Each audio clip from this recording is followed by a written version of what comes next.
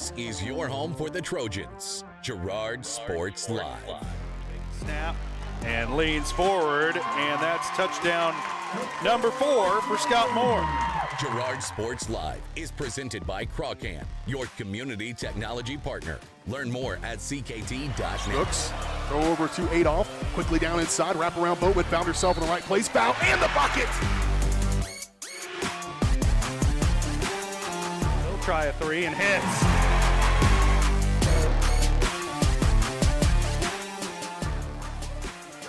Adolph with it up top, being guarded by Gass. Girard down the lane, off the glass, and good. Nice instinct by Adolph to just take it to the bucket. Fielded on the short hop, fires this one across. Able to throw the runner out by a step and a half.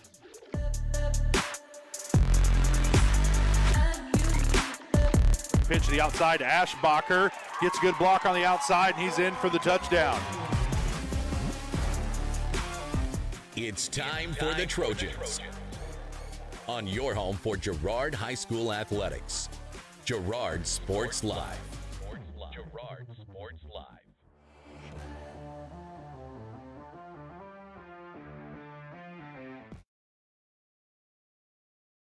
Live. And welcome to Girard Sports Live. I'm Drake Miller, and I will be joined by Caleb Humble here after a while, as Caleb will actually be helping present the national anthem this evening, so he will be aside from the booth for this open, and then he'll join us for the start of the game. But tonight's broadcast brought to you by Pregame, your community technology partner. Don't get bit by slow speeds and high prices. Get Gigabit, the fastest internet in Southeast Kansas with Pregame. To learn more, go to ruralfiber.org or see everything Pregame has to offer at ckt.net. As we roll into this pregame show, the pregame show is brought to you by Community National Bank and Trust. Serving the area for over 30 years, stop in soon to pick up your very own Girard Trojan Instant Issue Mascot Debit Card. Community National Bank and Trust is a proud supporter of Girard Schools, equal housing lender, member FDIC. Learn more online at mybankcnb.com. So, pregame show, starting off with records. Both of these teams coming in with double-digit wins. Girard sitting at 12-5, Riverton at 14-4. These two teams faced off earlier this season, where Riverton took the victory at Riverton, and now Girard getting to apply the sixth-man pressure here tonight with their crowd, and it's looking like a pretty healthy one so far. We've got 5 minutes till game time, so still a little bit of time for these fans to funnel into their seats and really show out for this Trojan team. And then big-time game coming up for Girard. This is a big momentum swing, chance to really kind of push them in a positive direction headed into the postseason and headed into some other matchups that are going to be very, very tough.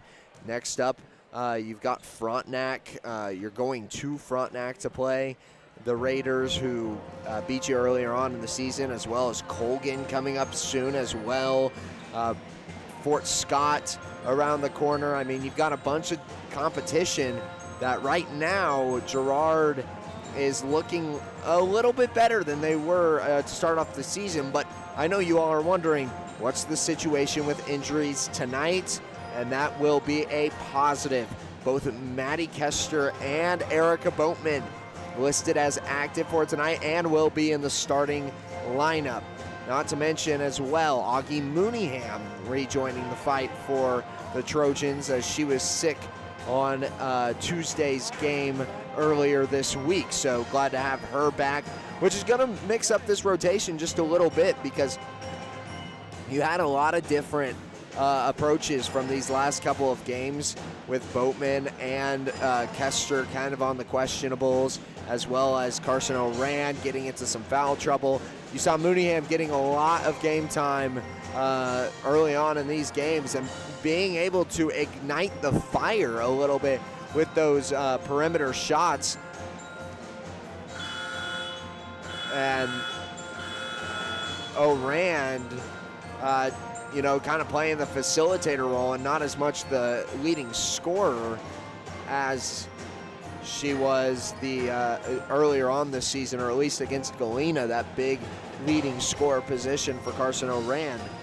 And as well as you got some other names, Macy Munkin, Avery Brooks, who had a lot of playing time on this varsity team, as well as Callie Trezona and Briley Black, who usually get in on these varsity contests, but we're certainly seeing a raise in their minutes throughout that period of time. So it'll be interesting to see how this team adapts. They seem to have adapted to the substitutions for Boatman and Kester very, very well. But now with them back in the squad, how is that going to change Coach Urlacher's game plan? You had two players in to be noticed tonight that I want to note, or I want to bring to light, which was Marley Sisney and Kennedy Keller. We've talked about them in the last couple of broadcasts about how essential they've been to the success of this team, being able to take upon that leadership role, even though they aren't seniors, and really start to dominate on the floor, putting up double-digit points, each of them in a game last week. I can't remember who it was.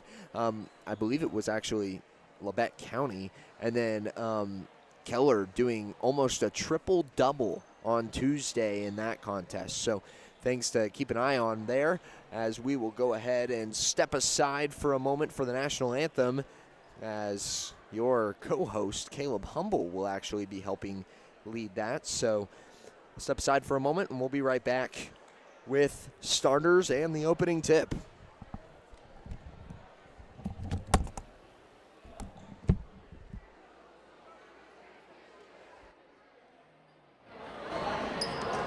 So excited about winning.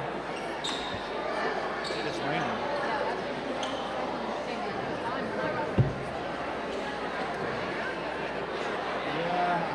Good evening, ladies and gentlemen. Welcome They all to got the in the white too early or something.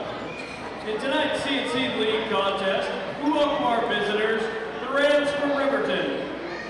At this time, we ask everyone to please rise for the presentation of our colors and remain standing for the Pledge of Allegiance and our national anthem.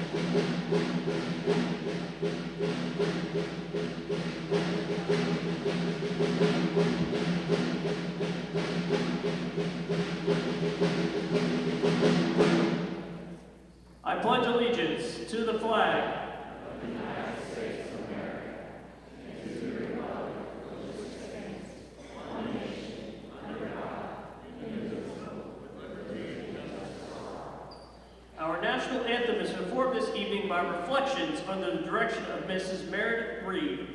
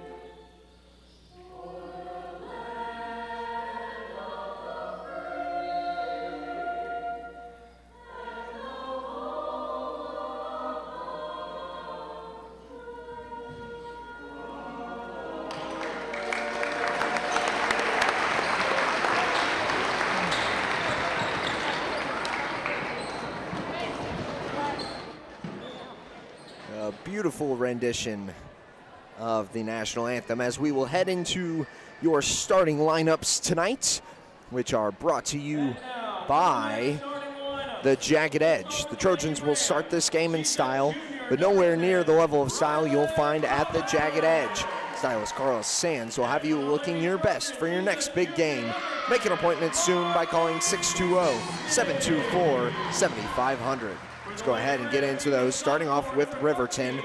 You have number 10, the junior, 5'6" junior, Rylan Thomason. Number 13, the 5'6" sophomore, Kinley King.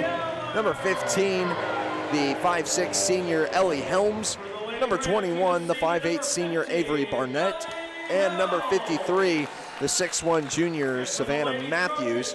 And that will bring us into the Girard starters. Caleb has rejoined us. Caleb, go ahead and take him away. Now looking at the Girard starters, we are back to normal. Starting off with number 10, a 5'9" junior, Marley Sisney. Number 12, a 5'9" junior, Kennedy Keller. Number 14, a 5'10" senior, Maddie Kester. Number 22, a 5'6" junior, Carson Oran. And rounding it out is number 23, a 5'10" senior, Erica Boatman. So back to the original starting lineups as tonight's area matchups. We'll go ahead and take a look around them real quick. Caleb, can you give those to me just real brief? Looking at the CNC, it looks like we've got Baxter going up against Frontenac, Colgan is going up against Galena, and we're going up against Riverton. And the only team not to play today is Columbus, and they faced off against Galena yesterday, winning that one 50-47. Big win for Columbus as those area matchups are brought to you by Diskins Auto and Towing. 120 East Forest Avenue in downtown Girard. Diskins offers 24-hour towing and can repair all makes and models. To learn more, contact Diskins Auto and Towing at 620-724-8100. And as we get into the opening tip, it is brought to you by Farmers Bank. Farmers Bank is proud to have helped with the growth and development of the communities we serve. Farmers Bank, looking forward to a brighter tomorrow. Farmers Bank with locations in Hepler, Walnut, St. Paul, and Girard. Just moments away here as out there for the tip. Looks like Savannah Matthews and Carson Oran to open this up, and Riverton wins the tip.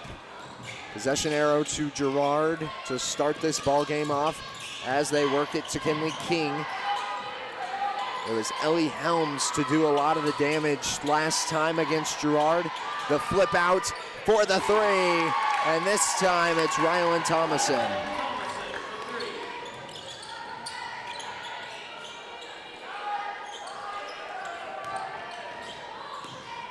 So Thomason opens up the scoring with a triple. And now Girard to respond. That shot from Boatman was blocked by Matthews. Now back the other direction for Riverton. We're working it inside. Big block.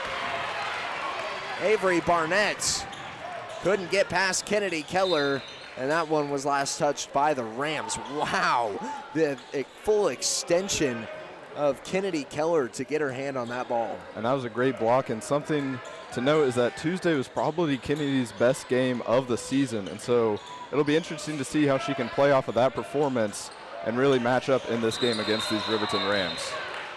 Jump ball called as Boatman and Matthews were fighting over it. Boatman tasked with a pretty tall one tonight as Matthews stands over her by a couple of visible inches. Savannah Matthews 6'1", Erica Boatman 5'10". I'd say it looks a little larger than 2 inches right now. Oran's shot is knocked out of bounds by Kester. Off the rebound. So that will leave Riverton with another possession here, up 3. As they work it with Thomason. Over into the corner. King dishes it to Barnett, who can't get the bucket. The putback. Fouled will be Rylan Thomason headed to the line. So Drake, I was doing the national anthem, and so I'm curious to what your keys to the game were for tonight's matchup. Well, I would say tonight it's going to be making your possessions valuable This is a tough order, but one of the great things that Girard has done over the past few weeks is rebound, and I'd like to see that continue here tonight, as well as that, I would say, no turnovers. Limit those as much as possible. You're going to need a shot on every possession. And I think one of the biggest things with that is just if you can get those second, third chance opportunities, you're going to find the scoring to come a lot easier in this game. Layup from Helms will not go, and now we've got a foul called on the floor. Goes against Rylan Thomason.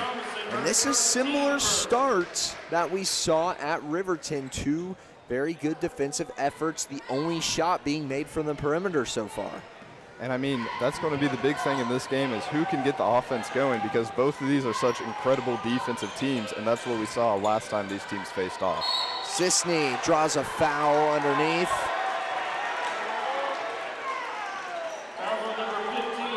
That goes against Ellie Helms, so that's the second team foul.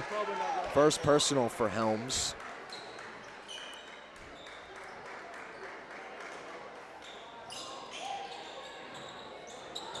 Kester gets the inbound and works it to Boatman.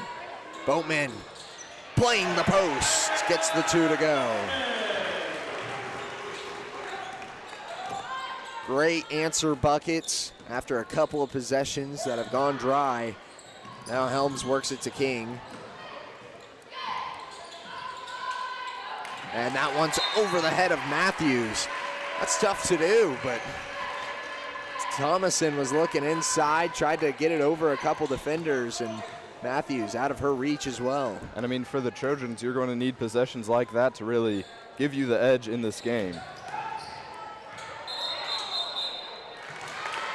And travel called as well. So now another turnover, as Keller is actually going to step up and apply a little bit of pressure here. Something that we've seen against a lot of these other teams. And Coach Urlacher talked about it in his interview as well, how he didn't really want to apply the pressure early on because he said it doesn't quite work against this Riverton team. Kester trying to take it coast to coast, and she does. Fighting through some physicality there at the end as well. Lead Girard. So far, Drake, I think this might just be another one of those games that's good defense and low scoring, so almost any bucket will count in this matchup. And Helms misses a big one there. Short range jumper. And Kester takes it down the floor. Boatman pops up a three. Can't get it. And Keller, I think, caught a bow there at the bottom on the rebound. They work it into Matthews. Her shot doesn't go. And a rebound jump ball will stay with Riverton. And that's one of those situations, Caleb, I think if you're Girard, you wish you would have come away with that rebound. Yeah, and I mean, the possession arrow does go back in your favor, but it's always nice just to kind of get that possession and keep the game clean. And even if you don't get that possession arrow, just keep on playing that good defense to get those turnovers and then head back down the other way without any other complications. Helms misses another one underneath. Trying to buy a bucket from the paint for Ellie Helms. As Mooneyham dribbles around to the right, takes a long range two. Can't get it. Kester, the putback. No dice on that either. King with the, Barnett with the rebound. King on the close side. They work it back across to Helms as she takes another jumper. This does not get anything. And they'll say it's off the hands of Mooneyham, out of bounds. Looks like into the game will be Briley Black, and Maddie Kester will now take a seat. As well as a substitution on the Riverton side, which is number 23. That's Traley Deckard. Triple goes up, comes down in the hands of Boatman. Over the back on Savannah Matthews.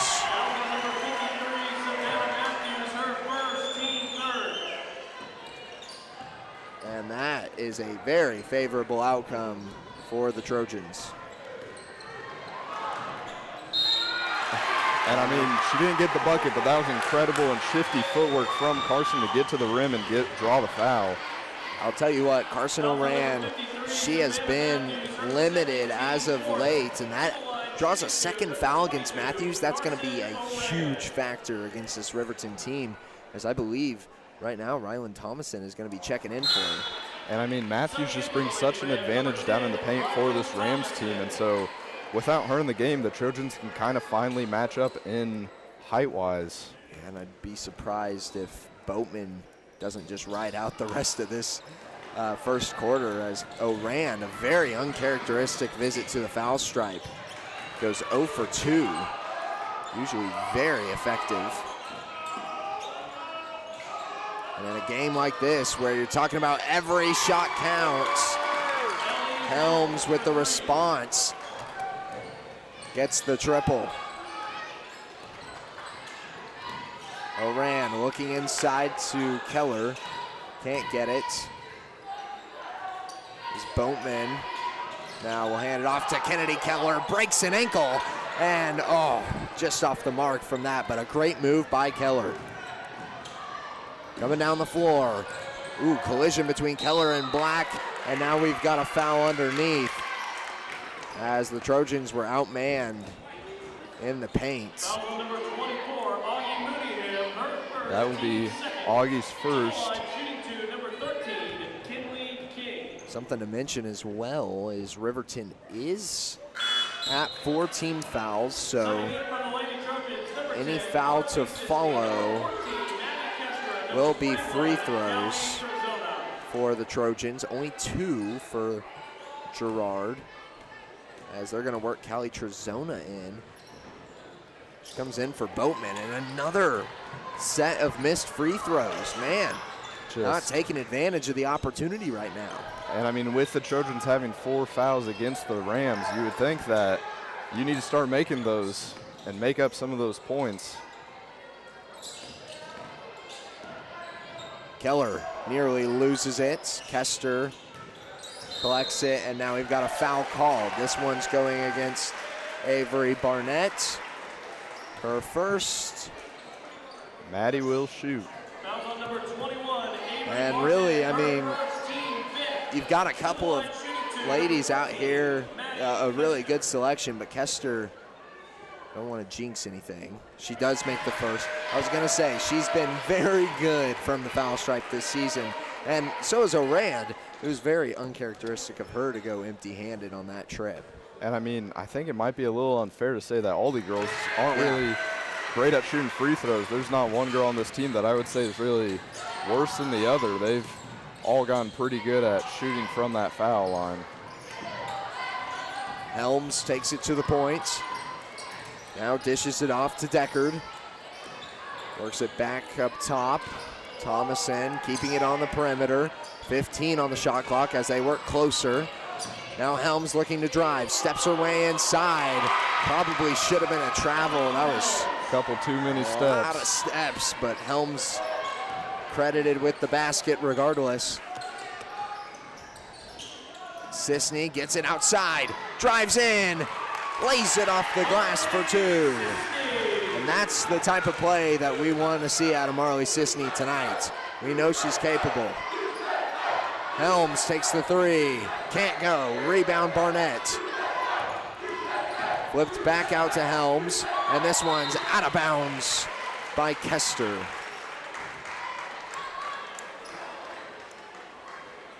So something to note with pretty much, I mean, all the Trojan starters back in now without any sickness or injury for this team. The bench should be kind of going back to normal of having those 3 girls of Trezona, Black, and Mooneyham all coming off the bench. And so I wouldn't be surprised if you just see the same 8 girls that we're used to seeing before the break. Oh, and just off the mark from Mooneyham. A great look on the backdoor cut for Keller. That was a big-time opportunity to try and tie this game up, and just missed on the pass. So now Riverton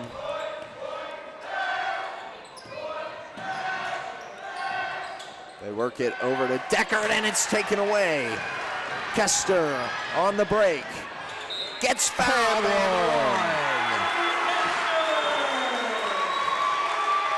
and how much have you missed this? Maddie Kester. Maddie is just so physical down low, and half the time when she's shooting, you almost expect an and one just because she's always fighting through that contact. Well, as a defender, you've got to apply it too. Foul on number 23, Traylon Deckard, her first.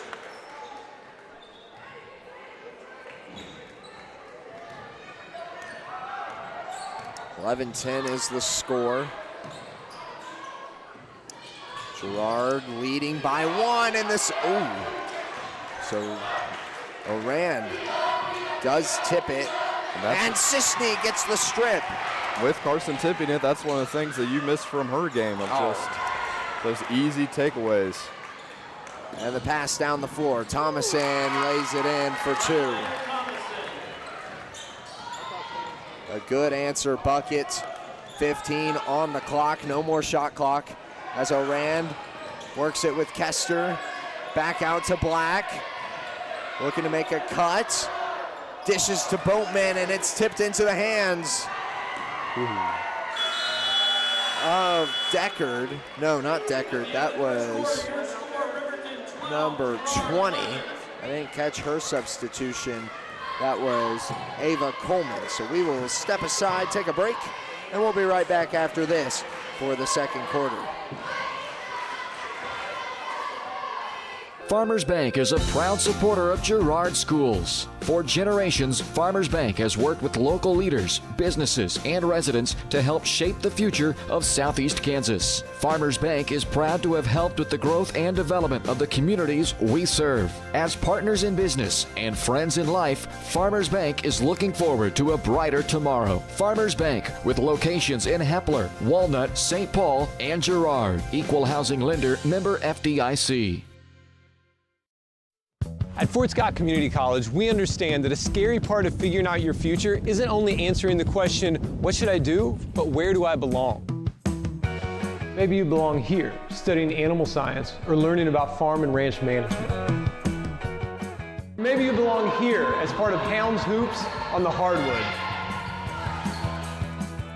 I don't know where you've been or where you're headed, but I know we're saving a spot for you because you belong at Fort Scott Community College. And we are back on Girard Sports Live. Second quarter of action underway. As Keller gets it to Kester, who gets a two. A quick bucket in for Maddie Kester. And this has been the recipe so far for Girard to get the work done. Just getting it inside. They haven't taken hardly any shots from the perimeter. And Helms answers in time. Just back and forth, and this game looks like it's going to be similar to the first one in Riverton. Just back and forth scoring all night long. There you go. I mean, as you're saying it, Oran drops in another bucket. It's just this 1 point separation. Who's going to break first? Coleman gives off to King, over to Helms. Works it into Barnett, and back out to King for the three. Gets it.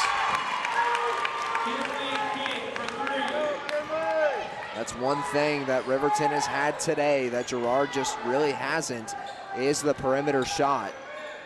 About half of Riverton's points have come from the three, so yeah, definitely something that the Trojans will need to try to lock down going forward. Over half of them, actually. 9 points coming from the three ball. Boatman, does not get the first try, and then her and Kester go up for it at the same time. One of them would have had it, but just tipped in between the two hands and out of bounds. 15-17, now a little bit of motivation for this defense to step up.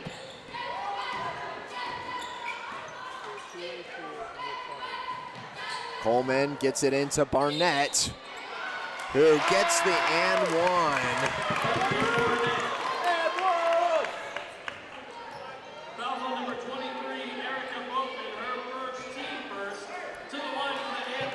So Boatman given her first foul, only the third total from Girard tonight, as Barnett heads to the line. The and one free throw does not go. It's a 4-point lead. Keller takes the three. Yes! What a way to respond from Kennedy Keller. Taking advantage, and now she gets a steal. Down the floor again, and can't get the first try, but Oran with the putback. Back to the 1-point separation. Girard on top right now, and we've got a travel. The momentum swing here in Girard is so real. And this crowd is loving it. Not to mention a pretty good showing out of the Riverton fans too, you know, bit of a trip for them. See a little bit of blue in this crowd, but man, a lot of, you guys call it maroon? Maroon, yep. Maroon, I would assume. I didn't know if there was a, sometimes you hear like Columbia blue or crimson, whatever. Kester got a hitter. Maddie Kester getting fired up after that three. Maddie is scoring from everywhere on the court. Now the three ball coming alive for Girard. 2 out of the last 3 possessions, scoring 3 points. As Thomason looks to drive. Kicks into Matthews, who hits the deck. Now Thomason trying to drive the base. Helms for the three. Can't get it off the back iron. Keller with the rebound. Oh, and just off the mark for the pass. I think Oran was trying to lead her inside to drive, but Kester wanted the three again. She was in that hot spot. And I mean, Maddie made that three. I don't know what this place would have done. It would have been loud. Roof may I can have tell you come that. off. It would have. Thomason over to King. Works it to Barnett, who tries to post up against Boatman. And now once again, this one's poked loose, and fighting on the floor is Keller with Barnett's jump ball, sticks with Riverton. And that's the kind of jump ball that you want to force if you're Girard, a takeaway type of jump ball. You know, use their possession arrow when they already had it. And I mean, that is pretty much a takeaway, that if you're able to get on the floor and you get the takeaway regardless, just causing these Riverton girls just to turn the ball over and send the ball back to your side of the court. And this is where we might start to see the Trojans pull away. And man, Erica Boatman and Kennedy Keller are electrified after that foul. Savannah Matthews picking up her third, and now we've got another foul. Helms picks up her second here in the second quarter, which puts her in a bit of a trouble situation. Not immediate, but that does sub Savannah Matthews out, which is just a huge factor in this game. Pass inside to Boatman, another foul. This time Rylan Thomason getting a hand on the forearm of Boatman. That's 3 fouls in the matter of maybe 15 seconds, Caleb. And I mean, if you're the Girard team, they seem to be loving it. They just, all these girls seem to be smiling, and they're all fired up just from this game. Another, no, okay. No. Almost. This time Kennedy Keller gets called for the foul. I was about to say, I didn't quite see the action there under the basket, but I know Keller was extending that arm. I think she was around the shoulder of Helms, trying to tip that rebound to a teammate. Thomason pulls up, knocks down the 2.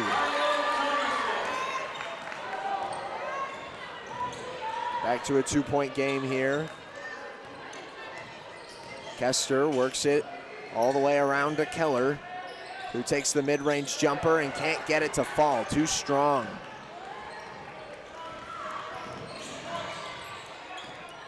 Helms over to Deckard, and now back up to Helms. who tries to pass it low to Barnett. And it's off the mark, down the post line.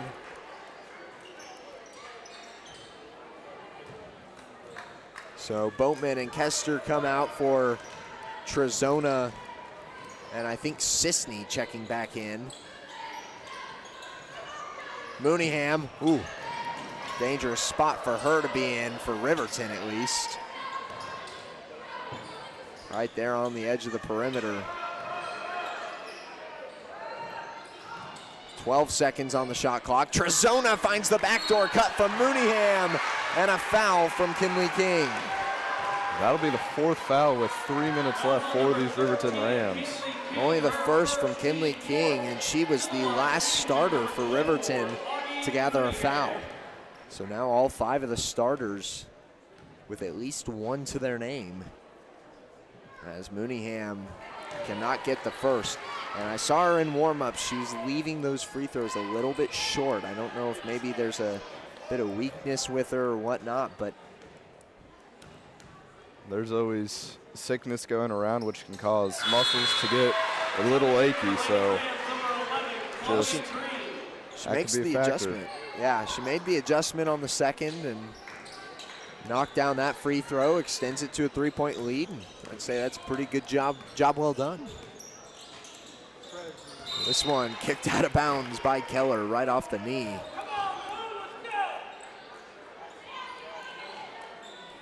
Rams, whoa, 35 seconds on the shot clock. Oh, violation. I was just thinking it was a standard out of bounds. They work it inside to King, who looks to drive and drops in a 2.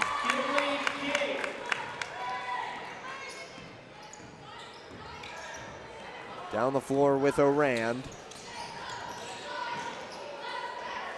Hands off Keller. Works it to Mooneyham. And now back out to Orand. Orand finds a driving lane. Puts up a shot and it won't go. Rebounded by Deckard, and now back down the floor. Orand gets the pickpocket.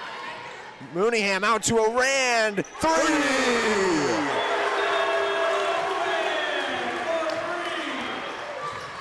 (27-23) here.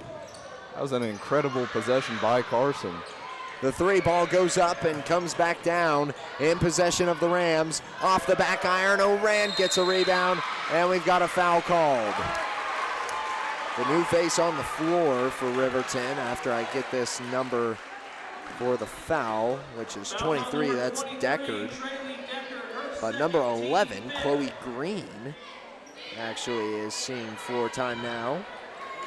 With that foul, it will send Carson to the line to shoot 2. So redemption here for Orand after the last.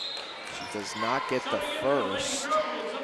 A little flatter than usual on the arc of that shot. Wonder if maybe there's just a little bit of a tweak that she's trying to make to her form or whatnot. But that one looked a little similar to what we're used to seeing. And it does fall, so 28-25. 5-point lead, the largest by Girard so far tonight, as this one's out of bounds off the hands of Barnett. And the turnovers stacking up against Riverton right now. Thomason checks in for Deckard. And the Rams just trying to find a formula to get their way back into this game. And those turnovers is what we had talked about that would just help this Trojan team really excel in this game and kind of give them those extra opportunities. Boatman with the indoor pass and up and over for 2, 30-23. Not as low scoring as we may have thought so far. Orand does get her first foul of the night. Minute 22 to go. Girard sitting at 3 team fouls, so still a little bit of room. Just got to dial them in here, at least on this possession. Pass inside, back out to Helms for the 3. Off the back iron, won't go. Rebound Sisney, and now Girard takes it down the floor. Boatman gets it in the corner, tries to dribble inside, and jump ball forced by Ellie Helms. Solid defense out of the Rams. Force that jump ball. Boatman just kind of walked her down all the way to the post where she was comfortable and couldn't get a complete grip on the ball. Inbound gets to Keller. Nice snag there. As Kester inside, Boatman, long two, won't go. And this one's tipped out of bounds by Maddie Kester.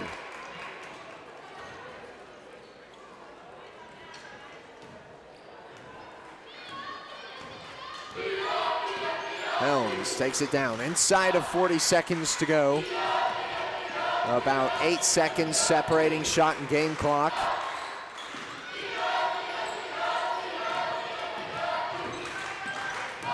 Helms drives the paint. This one's loose off the hands of Barnett and out of bounds. 24 seconds to go here in the second. And I mean, it's just turnover after turnover for these Rams. I mean, if you're a Girard fan, you're definitely not complaining, but for the Rams, you definitely want to change that before the second half. Boatman looking to get inside. Now Kester makes a good fake. No way.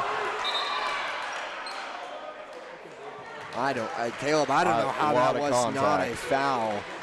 I thought that was perfect execution from Kester to bait the jump by both defenders. She got sandwiched there. I mean, just a lot of contact. Well, Boatman makes it count regardless. The points are points. Shot goes up, no dice, and it will be a 9-point lead going into half for Girard. A hard-working effort out of these starters right now. A lot of them getting plenty of minutes. I don't even think Orand has taken a seat so far tonight, so something to keep an eye on. 23-32 as we head into halftime. We'll be right back after this on Girard Sports Live, presented by Crockham. Since 1918, GN Bank has been the heart of our community. Big enough to meet all your banking needs, but small enough to offer that personal touch you deserve. From agricultural loans to home mortgages, GN Bank has the expertise, products, and service to help you thrive. With a pledge to treat others ethically, be adaptable, focus on customers, and invest in the communities they serve, GN Bank is committed to your success. The best place to bank and borrow, GN Bank, where community banking truly comes first. Equal housing lender, member FDIC. Welcome to Homestead of Girard, assisted and independent living right here in our hometown. At Homestead, seniors enjoy compassionate care in a community designed for comfort. Licensed professionals provide support with daily activities, dressing, bathing, and medication management. Residents enjoy home-cooked meals and the comfort of their own private apartment. Call 620-724-6760 to schedule your tour today. Homestead of Girard, senior living with compassion, comfort, and community. At Fort Scott Community College, we understand that a scary part of figuring out your future isn't only answering the question, what should I do, but where do I belong? Maybe you belong here as part of Fort Scott Community College's John Deere Tech program. Maybe you belong here as part of the perennial playoff-bound Greyhound baseball team. I don't know where you've been or where you're headed, but I know we're saving a spot for you because you belong at Fort Scott Community College. More than just your neighborhood pharmacy, Mathis Drug is your hometown partner in health. With pharmacist Bria Scheibe and an experienced, highly trained staff, Mathis Drug is ready to serve you. And now, Mathis Drug offers comprehensive compounding, which is one of the few pharmacies in Southeast Kansas with this convenient on-site service. From medications to expert advice, call 620-261-9779. Mathis Drug Store, where community and care come together. I was hoping to talk to someone about updating my insurance policy. I am able to understand complete sentences. That was a complete sentence? I didn't understand that. Or can I just talk to a person? No one talks to humans anymore. Sometimes humans are just more helpful. I hear you. Why don't we review your coverage with a super check? Farm Bureau Financial Services. It's your future. Let's protect it. Call Judd, Lori, Jenny, or Amber in Girard today. Call's service is outstanding in their field, especially for those that are stuck, well, outstanding in their field. Call's carries a wide selection of farm, industrial, and heavy-duty tires, all from the best brands in the business. And they've got farm service trucks ready to go. Plus, Call's continues to be the place folks go for car and truck tires, repairs, oil changes, and so much more. If you're in the market for new tires in Southeast Kansas, make the right call to Call's Service, 620-724-4121. See more at callservicellc.com.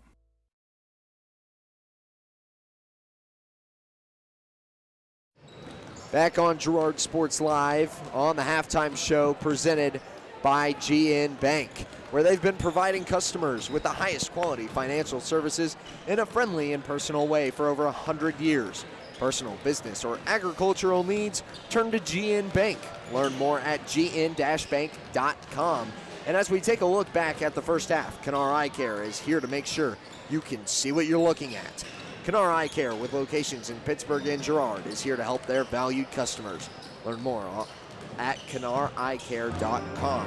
Caleb, Girard leading by 9, a bit of a different situation than what we were given at Riverton earlier on this season.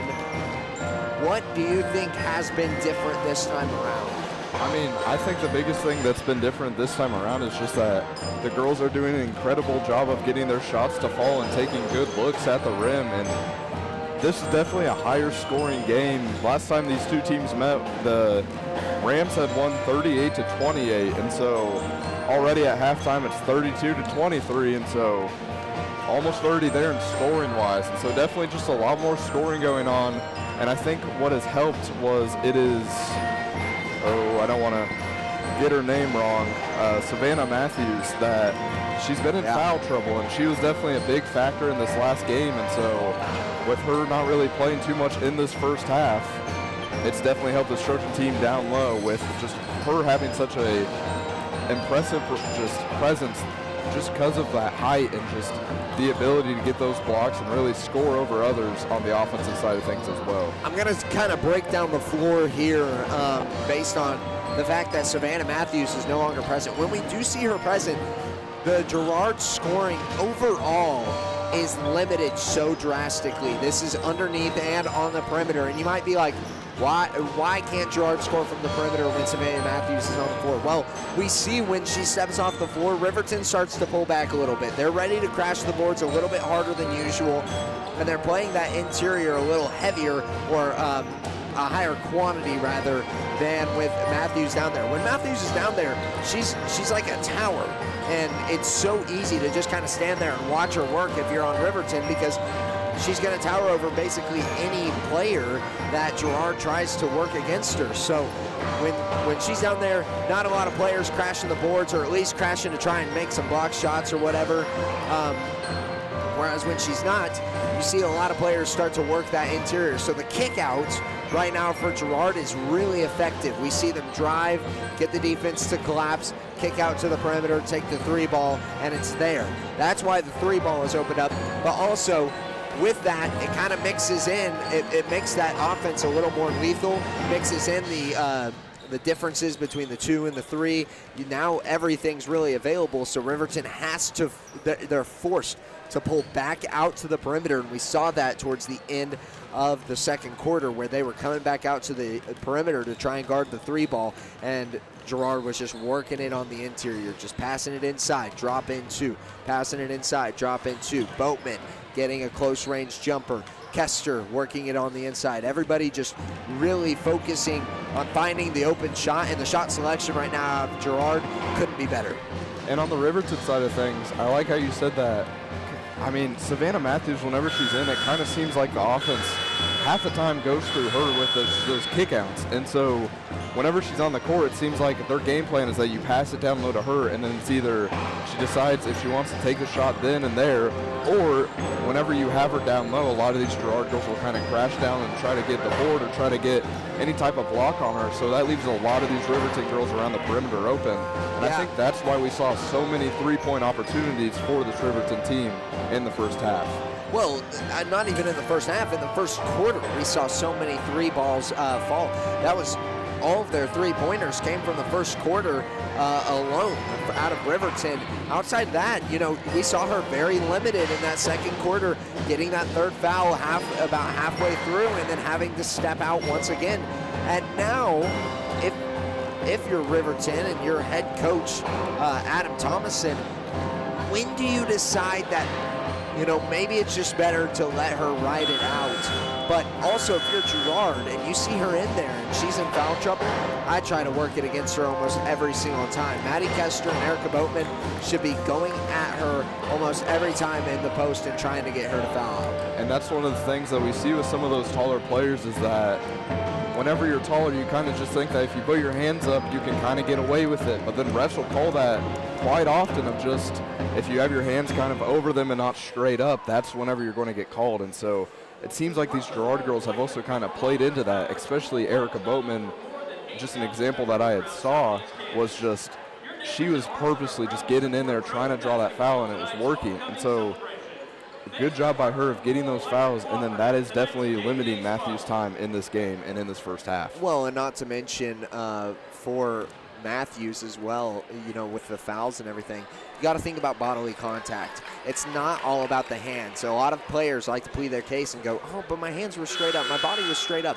But if you step into it, if you're moving into contact, that's where the foul comes from. And it's not as much about, swatting, which is a majority of the fouls. But if you're the one to step in and you don't have your feet set, which Matthews has been guilty of quite a few times, I think that's 2 of her fouls out of the 3 have been from her just stepping in the way and not getting her feet set in time to draw at least an offensive control foul or a charge of some type.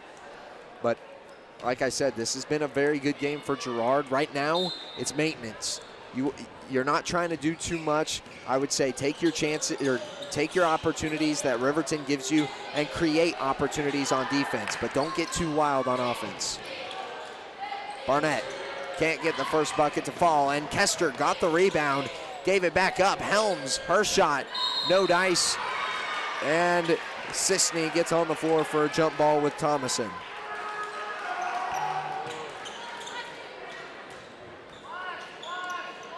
And Riverton coming out in a full court press here, down 9 points. Feeling like they need to step up on the aggression. And Sisney, oh my goodness. Just knifing her way down low. She punched that gap looking like Derrick Henry. Tucked the ball away, protected it with both hands. That was beautiful execution from Marley Sisney. And I mean, if this Riverton team is going to play that kind of full court defense, why not just get it past them and just keep this scoring going? Helms, they work it around to King. This one's tipped by Kester. Keller with the takeaway.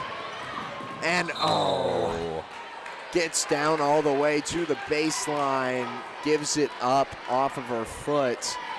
Unfortunate for Kennedy Keller. And I mean, with the additions of just Erica Boatman and Augie Mooneyham that this team didn't have last week, the team almost seems just more like electric. They seem like they're hustling. They're kind of playing with the full team now, and that's a big thing going forward, is that you have everyone back. Right there, Caleb, on that Riverton possession, you saw your play call, the kick into Matthews, kick out to Helms, and that one just danced out of the rim. Boatman now takes her shot at a 3 off the front of the rim and no dice. Now back down the other side for King, who gives it to Barnett. Matthews now kick out. Here we are once again. Now inside to Barnett, who's been a majority of the work underneath, and she gets another 2.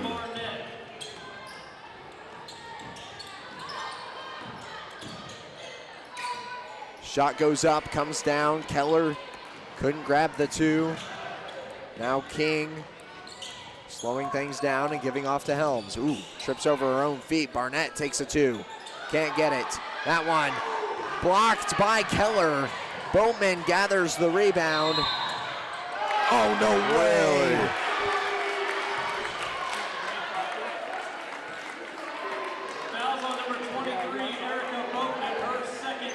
I figured that'd be going the other way. Wow. Very interesting foul call there, as Here's the kick out. King for the three. Short. Rebounded by Sisney.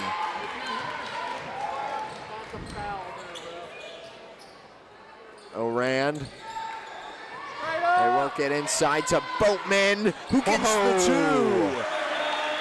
Through the physicality, Erica Boatman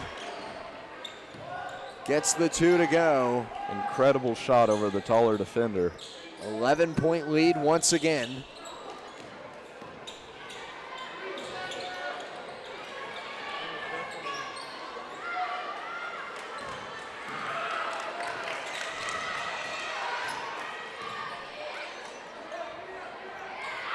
Thomason's pass was blocked. Helms trying to sidestep Orand. And there we go! Back the other way. And that's her third. And that's a great job by Orand defensively, just being able to keep herself squared with Helms right in front of her. Did not give her a lane. Helms got a little too physical, extended the arm. That's a foul every single time.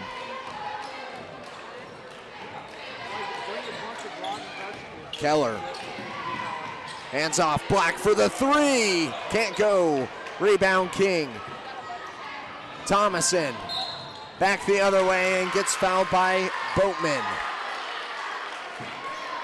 Which, speaking of three fouls, that will be Erica Boatman's third.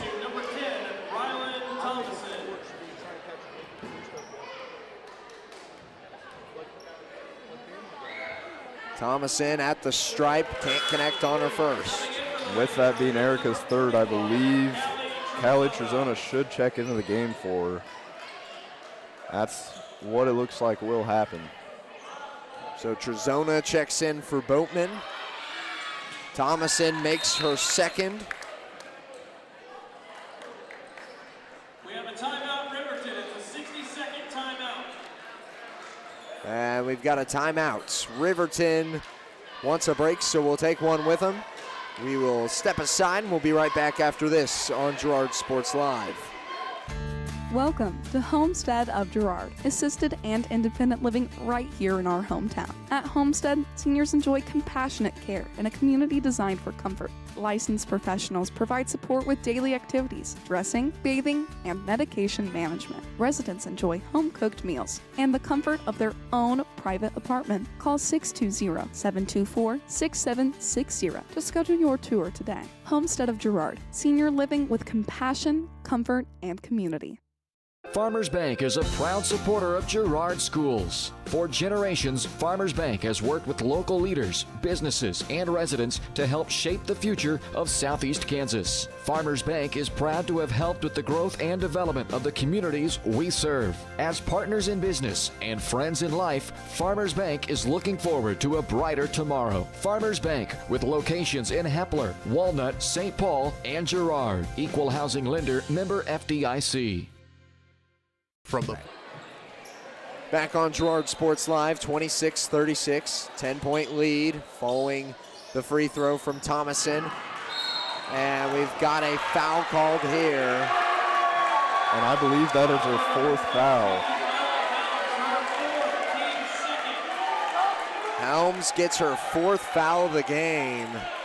And now you feel like you gotta check her out and keep her on reserve until the fourth quarter. And I believe that is the case. It looks like number 23, Traylee Deckard, will check into the game. So still a 10-point lead. That's two team fouls as well. So both teams at two team fouls for the third quarter. Black tries to work it inside to Keller. And Keller hits the deck. She hit her elbow hard. Slow to get up as they're working the perimeter. Orand moving her feet quickly. The kick out to King for the three. Can't go. Barnett gets the rebound. Trojans fouls. And now Barnett will be headed to the line. Fouls on number 41, Callie Trojans, her first. And I mean, it looks like Coach Herlocker's discussing, how's that not a foul on Kennedy, but on the other side of the court it is. Kennedy hit the ground hard, but she got back up and looks to be all right. Well, not to mention Keller as well was pleading her case with the baseline judge over there on that side. So now Kester steps in for Orand. Keller will stay in, rubbing that forearm a little bit, but seems to be all right. Second one out of Barnett, no dice, empty on that visit. And the pass down the floor is out of bounds from the Trojans. Leads Sisney to check in for Briley Black.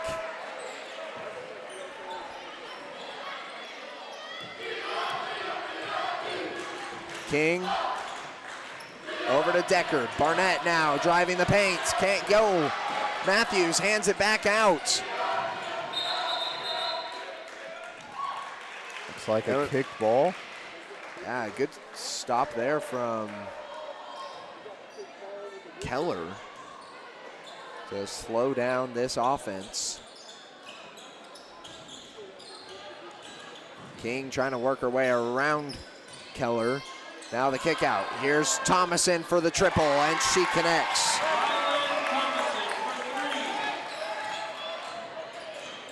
Knocks it down to a 7-point lead here for Girard. Keller to Kester, inside to Sisney. A great location, and back out Mooneyham for the two. Can't get it out of bounds on Girard. Boatman gonna hit the scores table and sub in for Trezona. Looks like Carson Orand will check back in, and Kennedy Keller will also take a seat.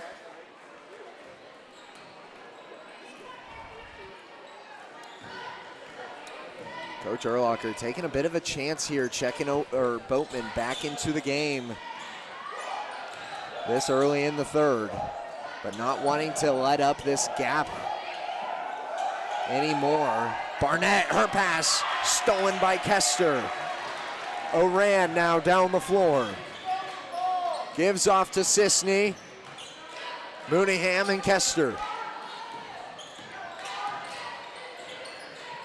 Mooneyham in the corner. Back to the point with Orand. Still plenty of time on the shot clock. 15 to go. Kester on the far side.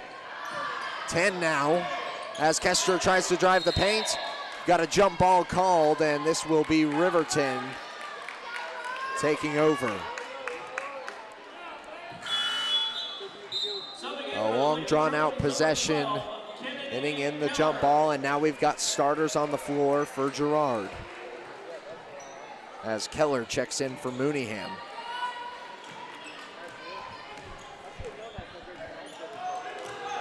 King draws a foul.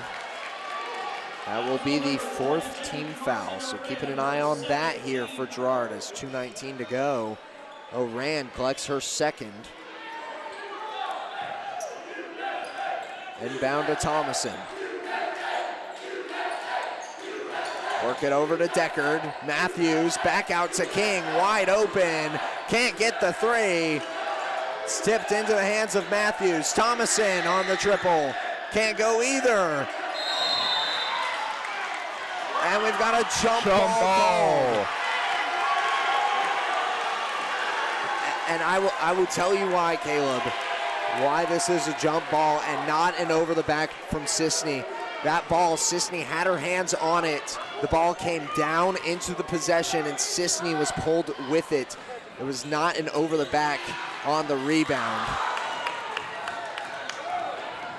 But usually you do see those come down as fouls regardless. I will say, very fortunate by Girard regardless. And I was expecting the foul, but I won't complain on that possession. I mean, good job of Kennedy getting the ball before Riverton was able to kind of pull it down. Boatman at the point. Does not take the three this time and draws a foul. That's her fourth.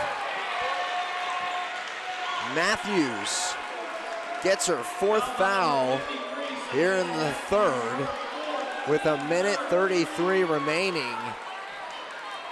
Coach Thomason elects to keep her in. No. Got a sub. I don't think he was aware that she was in such big foul trouble. They check in Chloe Green. Boatman gets the inbound, draws another foul against Barnett.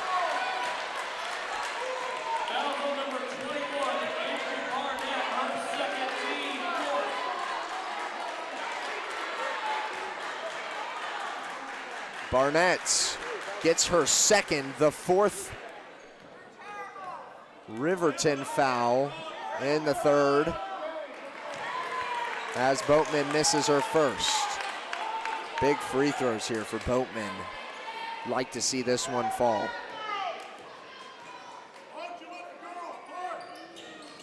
And Boatman makes the second.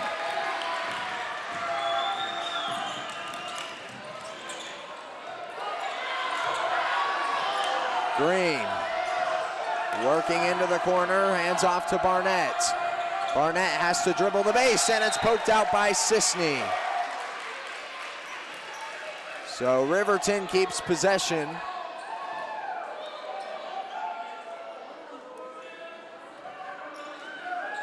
King on the inbound.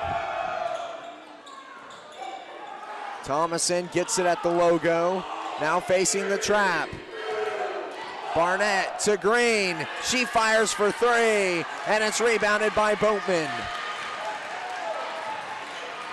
We're only in the third quarter here, Caleb, but it is tense. You can just feel it. I've got chills right now, Drake. It is in the air. Foul against Kester as she drives inside. Barnett wears it. That's the second time Barnett has been able to draw that foul, setting her feet. This one's poked out by Sisney. Last touch by the Rams. And Girard takes over again. The Rams having so much trouble just putting together a full possession. Girard defense really stepping up here in the third. Boatman makes a post move and hits the two. Incredible shot. This one is taken away. Sisney gets it. Erlacher was trying to call a timeout.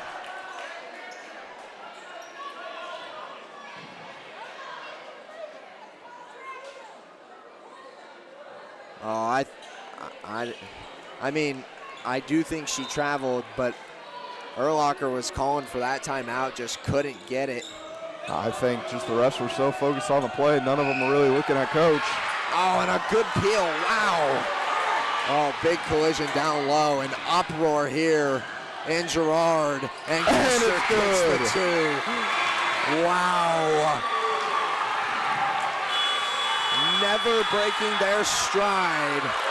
The Trojans finding a way, manufacture a 12-point lead as we head into the fourth. We will take a break. We'll be right back after this. Since 1918, GN Bank has been the heart of our community. Big enough to meet all your banking needs, but small enough to offer that personal touch you deserve. From agricultural loans to home mortgages, GN Bank has the expertise, products, and service to help you thrive. With a pledge to treat others ethically, be adaptable, focus on customers, and invest in the communities they serve, GN Bank is committed to your success. The best place to bank and borrow, GN Bank, where community banking truly comes first. Equal housing lender, member FDIC.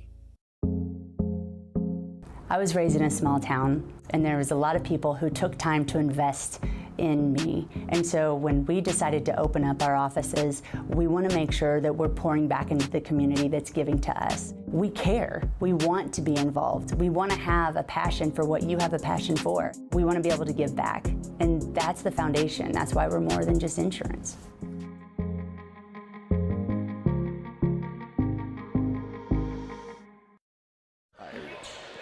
And we're back on Girard Sports Live. Fourth quarter underway, 8 minutes to play here in the girls' game. 29-41, Kester gets a quick pick. And now gonna work her way all the way down to the post and gets fouled from behind.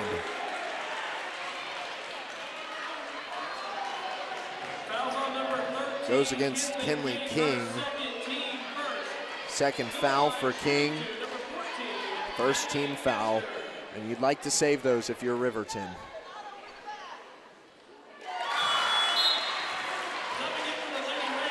That one is good. First one from Kester in.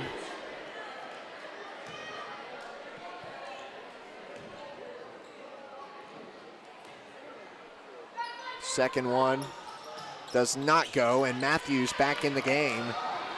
Gets the rebound. Thomason works it out to Barnett, who drives. Can't get it to go. Trojans over her head. Thomason gets the and one.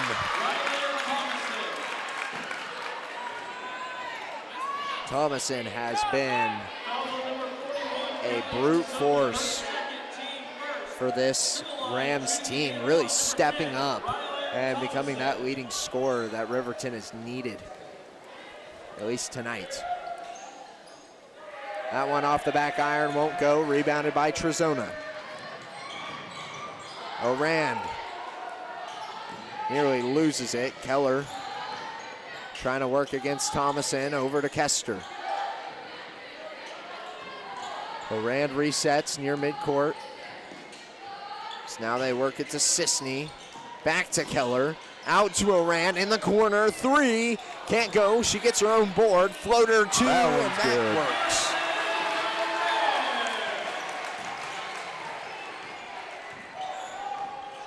(44-31). A minute gone here in the fourth, as Keller called for another kickball violation.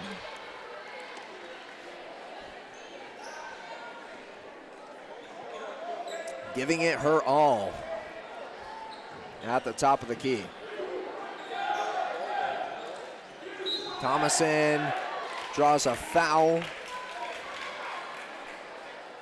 This goes against Carson Orand. One of the touchier fouls we've seen tonight. Don't necessarily disagree, just more so acknowledging. Oh my goodness, blocked by Keller. Orand back the other way, can't get the layup. Keller says she'll get it herself. And Keller has hit her head on her way down as well. I say that, I don't want to speculate, but she was holding her head. I didn't see her make contact. So now the training staff will check on her as Mooneyham comes in. And the good thing about this, not that it's good that Keller got injured, but the fortunate part for Girard is that even though one of your starters has now stepped out, you've still got players who are used to playing in this not only varsity lineup, but starting lineup like Augie Mooneyham. And I mean, as of recently, a lot of these bench players have been starters, and so just coming off fresh off the bench is going to be big for this team.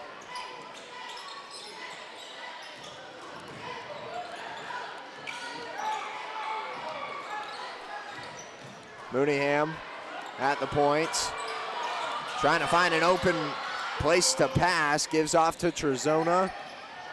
Now over to Orand, inside of 10 to go in the shot clock. Foul called against Matthews, and that's her fifth.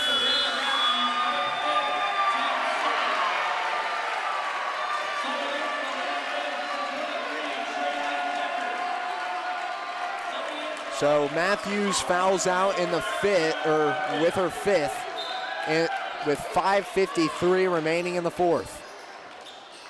A huge asset to both the Rams' defense and offensive efforts.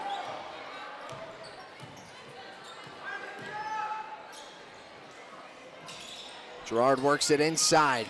Boatman trying to work a post move, and Trojans is the one to grab the points.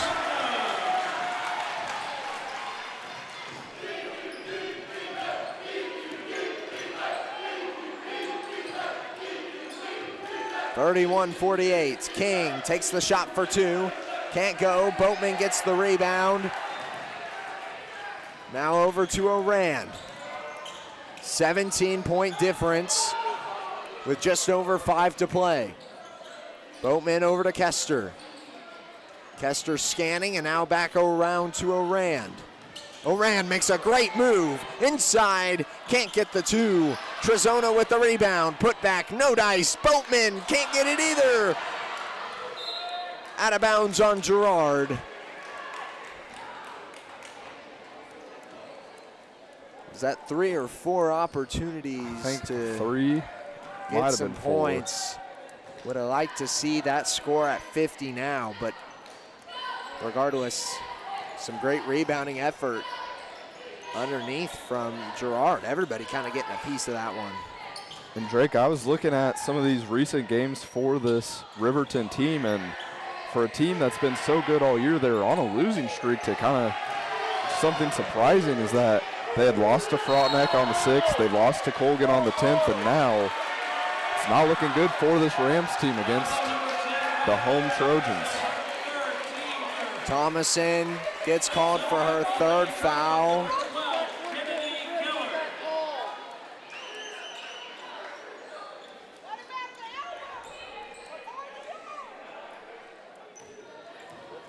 So now Orand will take it down the floor.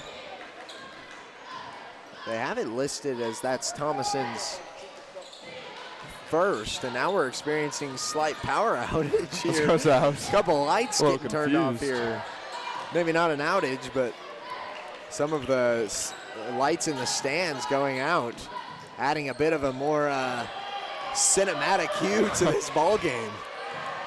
As Kester looks to drive the paint, Euro step inside, can't get it, and it's into the hands of the Rams.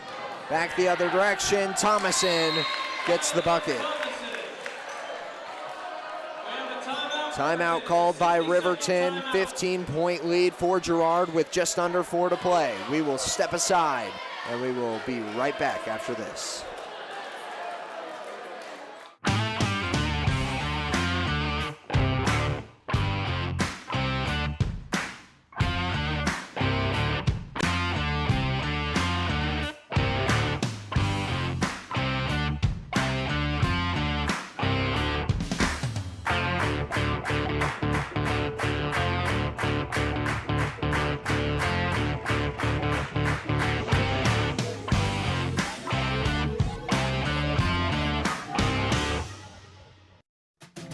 Producers Cooperative Association is the area leader in providing quality agricultural products, services, and markets. PCA has what you need to maximize your operation with a full-service agronomy department, grain origination, handling and storage, bulk fuels and lubricants, propane, a jam-packed farm store, and livestock feeds in bulk or bagged. PCA is proud to call Girard home and to support Trojan athletics. Stop by or see more online at pcacoop.com. And we're back on Girard Sports Live, 33-48. Girard ball as they will be facing the full court press of the Rams. Sisney to inbound, gets it into Orand. Now Orand using her quick feet. Hands off. Across midcourt. Will try to use her handles to get around King. Does so with a pass to Trojans. Now over to Kester.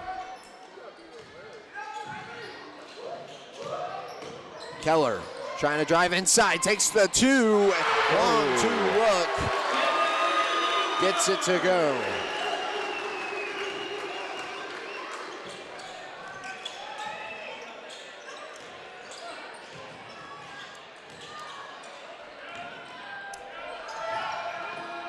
Here's Deckard. Over to King. Rams trying to get anything and everything that they can here at this point in the game. Thomason drills a 3, stacking on to her scoring performance tonight. She's got a very good resume going for her.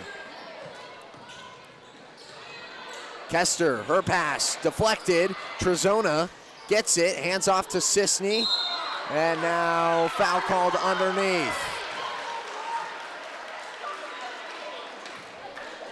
That goes against Barnett.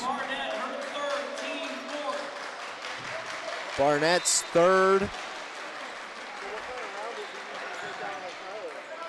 as the inbound gets to Sisney. 14-point game. If you're Girard, you can't quite let up. Her shot blocked. Keller throws it off of Helms and keeps the possession alive as she falls out of bounds. Great heads-up play. I mean, just incredible to keep the possession arrow coming this way. Kester over to Oran, guarded closely by Deckard. Catches a screen from Trezona. Now trying to work the inside, and it's peeled away. Thomason on the break. Hands off to King. And block foul called against Kennedy Keller, who hits the deck again. She gets up kind of wincing her eyes a little bit. Kennedy's been on the floor almost every possession, it feels like, just putting her body on the line for this team. Erica Boatman at the scores table as Kinley King shoots. She will take Trezona's place. And these starters just working basically all minutes of the floor. As the Rams cut into it a little further, 37-50, only a 13-point lead. If you're Girard, you need a bucket here to really start to feel comfortable. Kick out to Boatman. She throws it underneath, baits the whole defense up top, and delivers to Keller.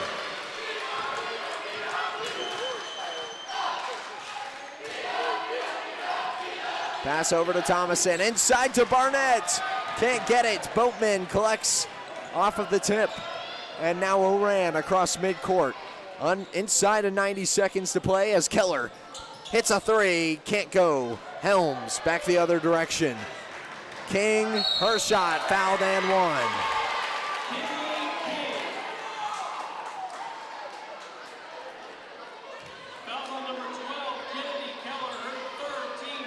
Back to a 13-point lead. This is a big free throw here for Kinley King. This brings it to technically 4 possessions from the Rams if she can hit this one. And cannot. So just a little bit over a minute left in this game. Sisney works it to Kester. Over to Oran. Sisney back to Oran at the point. Oran tries to drive inside, and that's blocked off the hands of King.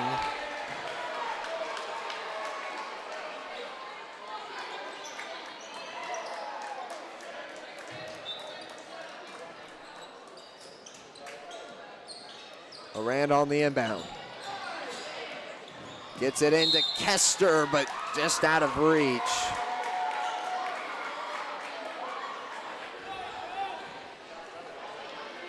So now 53 seconds as Girard has wasted a little bit of time. Helms takes it down the floor. Pops a three early. Can't connect. And it's off of the hands of Barnett. Out of bounds.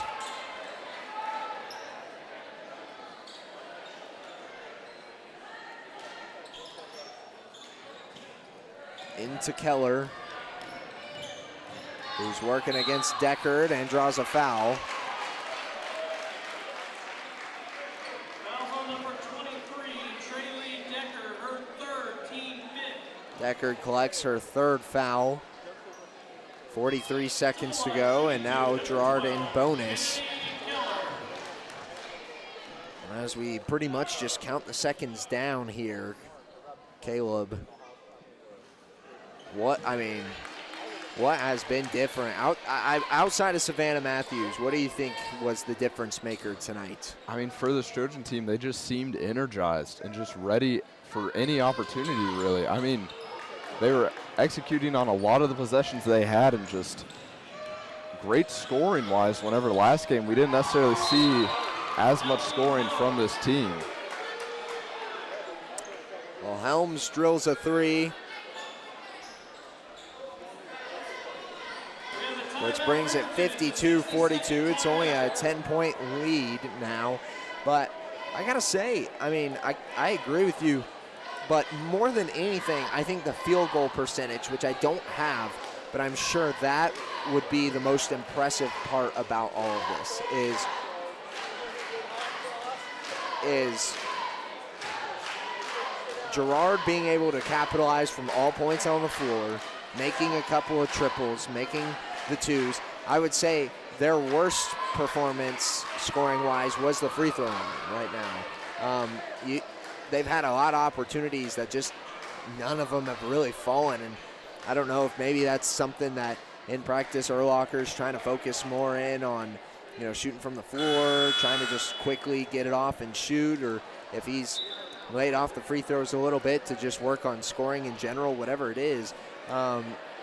They're making the important buckets right now, and free throws are important, but coming down the stretch, you know, if you're making every bucket that you're putting up on offense, there's not a team that's going to beat you. Yeah, and I think the biggest thing is just that this team on the offensive side of things, they're doing an incredible job of distributing the ball. Whenever you look at the scoring chart, I mean, everyone has a piece of the action and just is doing an incredible job of scoring whenever they are needed. Inbound is a jump ball between Orand and Deckard. 33 seconds.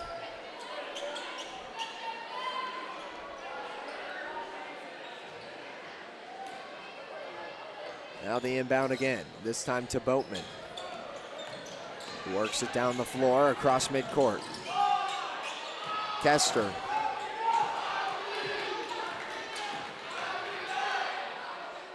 Hands off to Boatman. Boatman over to Orand. No shot clock available. As Orand works it towards midcourt. Now the pass over to Kester as she will hold on to it for the final 3 seconds. And Girard advances to 13-5. Riverton continues their slide, going to 14-5, making these two teams virtually even on the season. I mean, just a rough patch of games for this Riverton team, losing now their third straight after only having 2 losses on the entire season. So tough game for this team, but a great game for the Lady Trojans. Now, phenomenal performance from the field, just being able to shoot from virtually anywhere on the floor. Leading scorer for tonight, I believe, looks to be Maddie Kester as we head into the post-game show. Brought to you by Eastside Cafe. Experience the best breakfast in town 6 days a week at 120 South Ozark Street in Girard. Eastside Cafe, a proud supporter of Trojan Athletics. And tonight, your player of the game, brought to you by tonight's Girard Booster Club game day sponsor, which is, pull that up real quick, the Girard High School Booster Club game sponsor tonight is Heartland Rural Electric Cooperative. Heartland Rural Electric Cooperative powers rural lifestyles for more than 8,000 members throughout southeast Kansas. Your neighbors at Heartland are proud to support Trojan basketball and tonight's homecoming celebration. Thanks to Heartland Rural Electric Cooperative, tonight's game day sponsor. That is a little bit of a mouthful there, but post-game show, player of the game, Caleb, who you got? I think, and like we said, she is the leading scorer tonight with 14. I'd give it to Maddie Kester. I mean, a lot of her buckets inside were just big physical buckets that really excelled this team to grow such a lead. And I mean, just her defensive side of things too. I think Maddie had 4 or 5 steals throughout the entire game of just being able to poke the ball free and really get those opportunities to kind of get out there and take that ball. So shout out to Erica Boatman, but give it to Maddie. Yeah, Boatman putting up a good chunk as well, collecting 11 points, which is what I had her for. I believe you've got her for 13, so I might be missing one here or there. But very intense game. Obviously, we're going to have a couple of errors here in our stats, but those are unofficial stats. Brought to you by your boys in the booth. But a great performance out of both of those ladies. Erica Boatman on her return game, doing a good number offensively and defensively. I'm going to give her a lot of credit to go up against Savannah Matthews. Not only to go up against Savannah Matthews, but to cause her to foul out. I think 3 or 4 of those fouls were against Boatman herself, so a great performance by her. Kester, though, as well, kind of coming off that injury, working on her elbow tweak, and, man, she showed out tonight. And, I mean, with both of these seniors having recent injury issues, they definitely prove that they're back, and these seniors really led this team to this victory. Well, we will go ahead and get set for our post-game coaches interview, which is brought to you by Community National Bank, as Coach Urlacher heads over here to talk to us here on Girard Sports Live.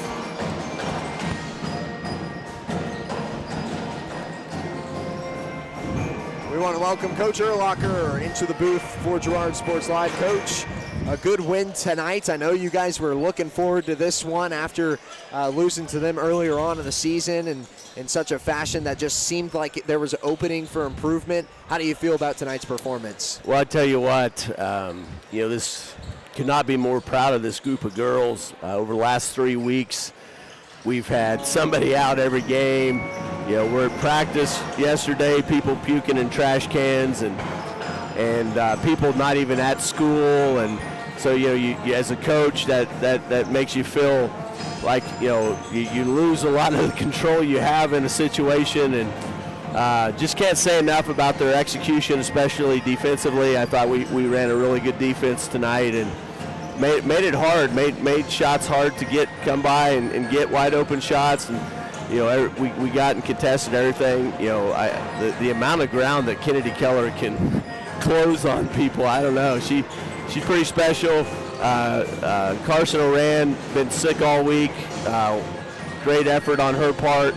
Maddie Kester, some really, really big plays tonight. So good to see E out there finally again, and to get everybody back and healthy. I thought Callie came in and gave us some good minutes as well, and everybody came in and gave us some minutes. And one of the big things, I think we maybe subbed a little bit more than they did, and I don't think we were tired at the end. I didn't sub much in that fourth quarter, but overall, very, very pleased with this group of girls, and Riverton's got a really nice ball club. Yeah, we'll talk about Erica Boatman just for a moment on her return game, going up against a player that's a 2-inch size difference for her, and not only working that post against her, but working so hard that Savannah Matthews had to actually foul to get physical with Boatman. Can you talk a little bit on her performance tonight, as she also was able to put up 11 points in the contest? Yeah, I didn't know what we would get out of E tonight. She really hasn't played for about 3 weeks now, and so, it got sore on her a little bit, I think, there in the fourth quarter. And I tried to keep her out, but there at the end, I wanted her to help us close the game out, and she went right back out there and did well.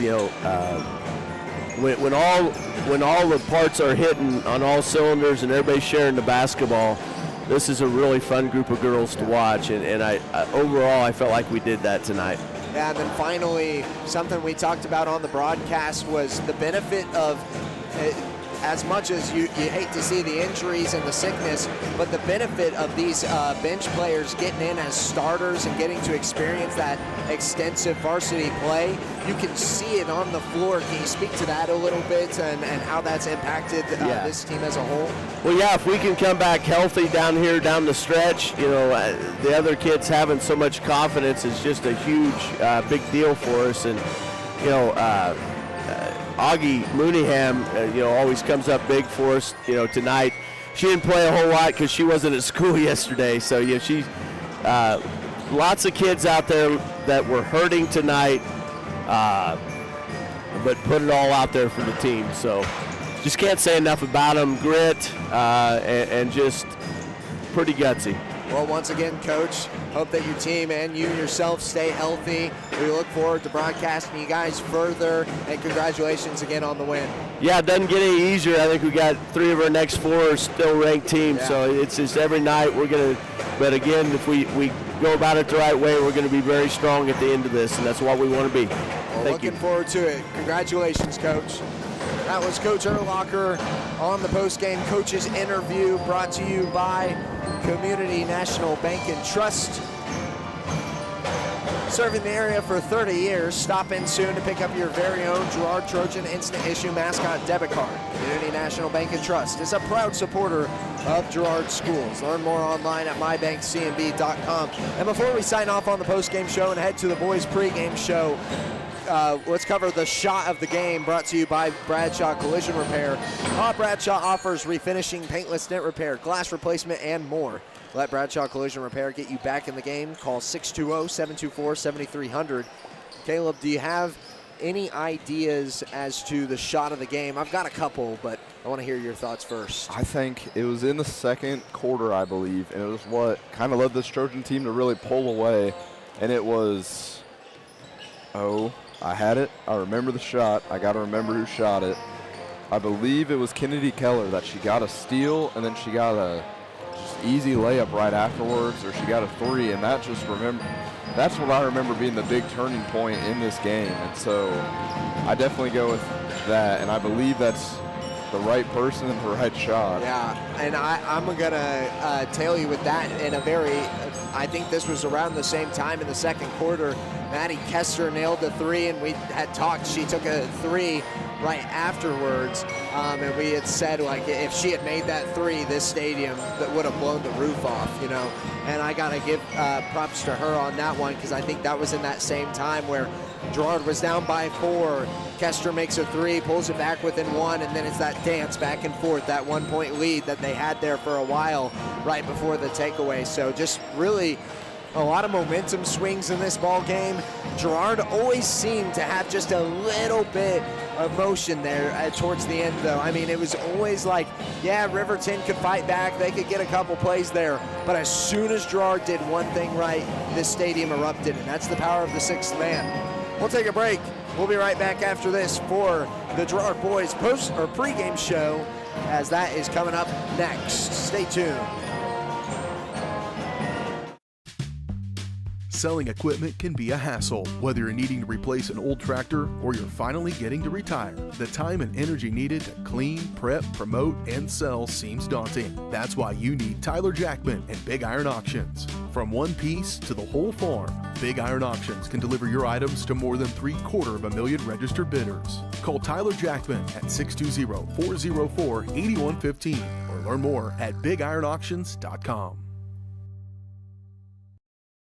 Call's service is outstanding in their field, especially for those that are stuck, outstanding in their field. Call's carries a wide selection of farm, industrial, and heavy-duty tires, all from the best brands in the business. And they've got farm service trucks ready to go. Plus, Call's continues to be the place folks go for car and truck tires, repairs, oil changes, and so much more. If you're in the market for new tires in Southeast Kansas, make the right call to Call's Service, 620-724-4121. See more at callservicellc.com. Here at Pittsburgh Interiors, we are proud to be family-owned and operated, serving our community with quality style and service since 1999. Step into our showroom and explore furniture, flooring, window treatments, mattresses, and more. Whether you're designing a dream home, office, or simply just adding that finishing touch, our expert team is here to help. Discover why families and businesses have trusted us for over 25 years. Pittsburgh Interiors, where style meets comfort and family comes first. Welcome to Homestead of Girard, assisted and independent living right here in our hometown. At Homestead, seniors enjoy compassionate care in a community designed for comfort. Licensed professionals provide support with daily activities, dressing, bathing, and medication management. Residents enjoy home-cooked meals and the comfort of their own private apartment. Call 620-724-6760 to schedule your tour today. Homestead of Girard, senior living with compassion, comfort, and community.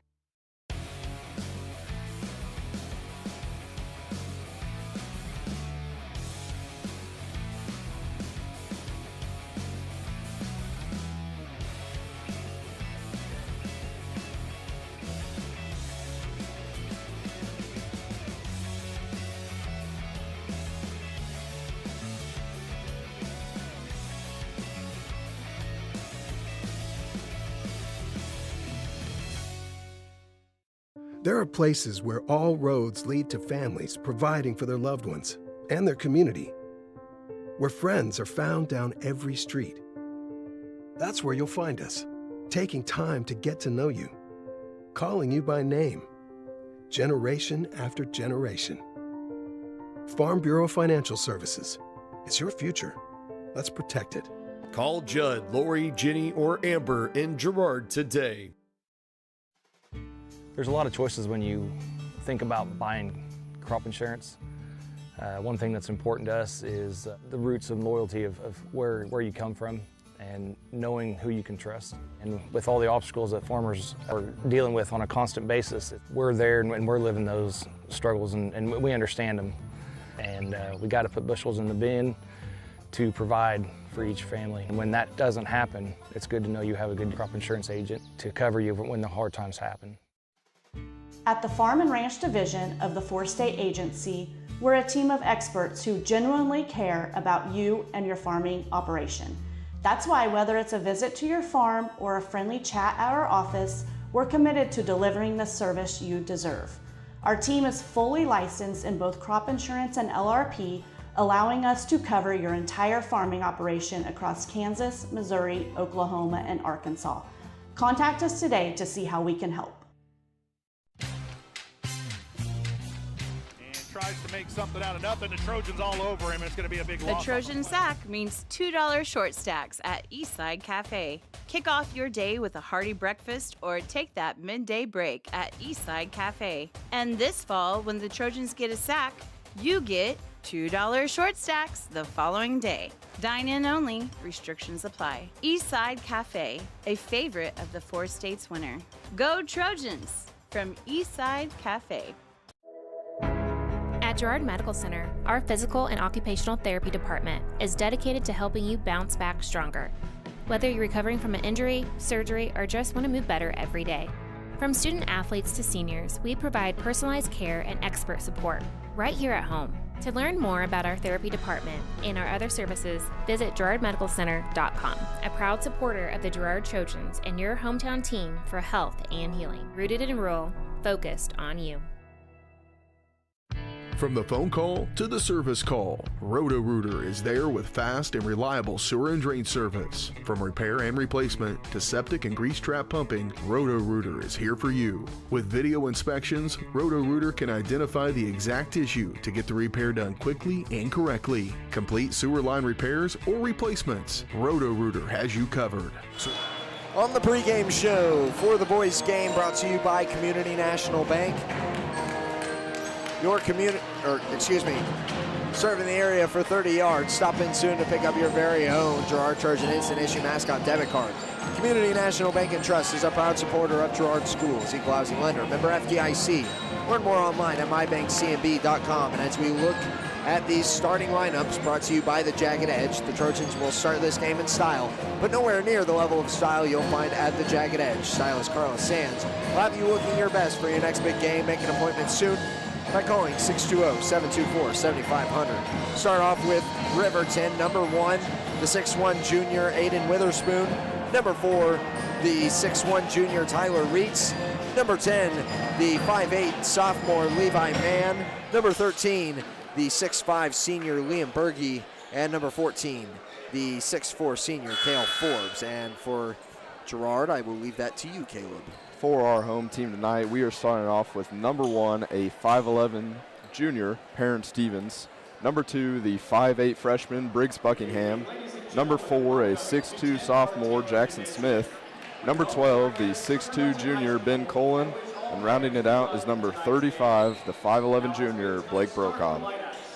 So a pretty traditional lineup here for Girard,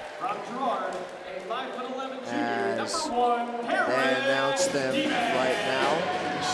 But let's go ahead and knock down some keys to the game. Caleb, we've seen this team play a bunch of different ways, but tonight going against an opponent that they know, what are they going to need to take down the victory? And the big thing tonight is you're going to have to get those rebounds. And I know we say it almost every single game, but for this team, whenever they played Riverton this last matchup, that's the big issue, was that rebounding really wasn't there. And so especially with that rebounding will come with those second chance opportunities, and that's where this Trojan team was missing out on that last game against these Rams. And so the big thing is just if you're able to get those second chance opportunities and get good looks at the bucket, that's whenever those types of chances of scoring and whenever you're able to kind of jump out to a lead, that's whenever those ideas will become present. Well, we just saw in the girls' game how much of an impact fouls and foul trouble can make on the game, because it's not about when you foul out. It's about when you get that second or third foul, when you've got to take a seat on the bench and sit down for basically half of a quarter or more just because you put yourself in foul trouble. So for this Girard team, it's going to be keeping the fouls to a minimum for me and trying to capitalize on the opportunities that Riverton gives you.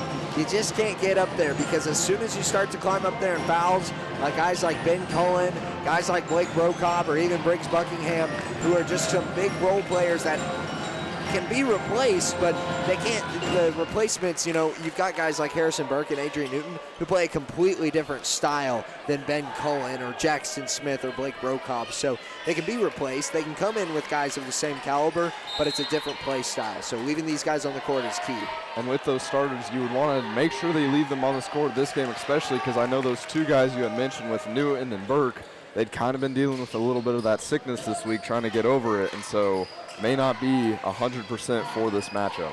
Yeah, so wanting to keep them healthy or just limit their minutes in general as they work it with Berge over to Reitz. This one up and off the glass in.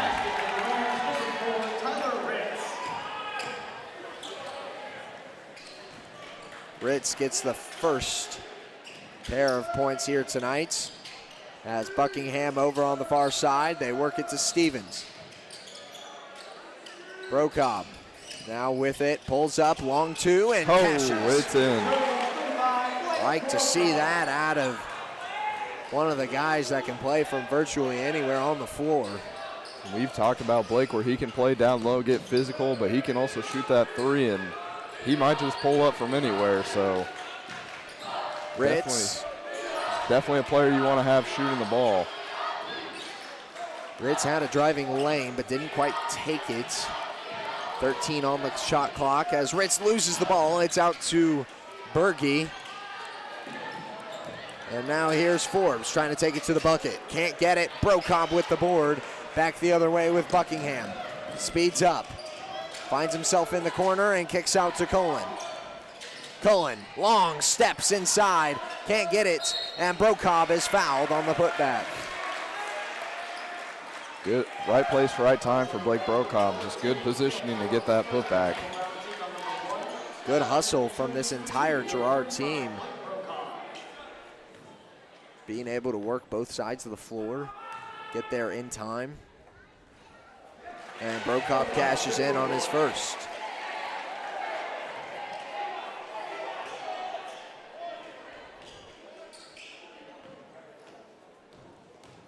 For the second. This one does not go, hard off the iron. And now down the floor to Levi Mann. Spin move inside, and he gets the layup.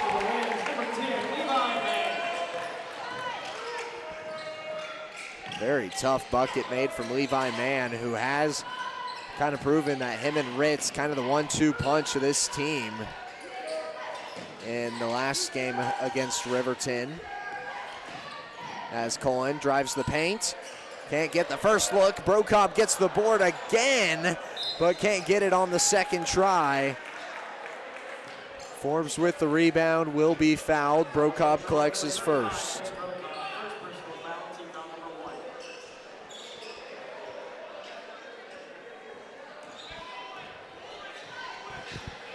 Down the floor for Levi Mann. Ritz, Berge, and now Forbes. Forbes pulls up for the triple, gets fouled. That'll be Ben Cullen. 3 shots coming up for Cale Forbes. What'd you see on that one, Caleb? I mean,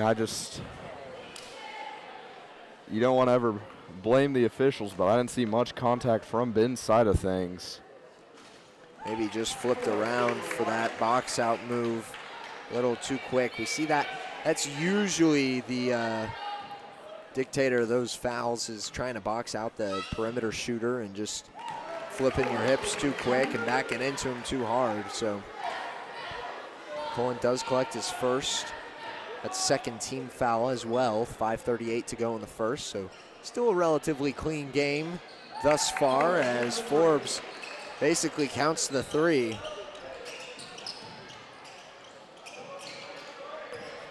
A 7-3 score as Smith takes it down the floor. Brokob over to Buckingham, who takes the triple. A little too far off the hands. Now Ritz with the rebound, takes it back the other way. Lays it off the glass and in for two.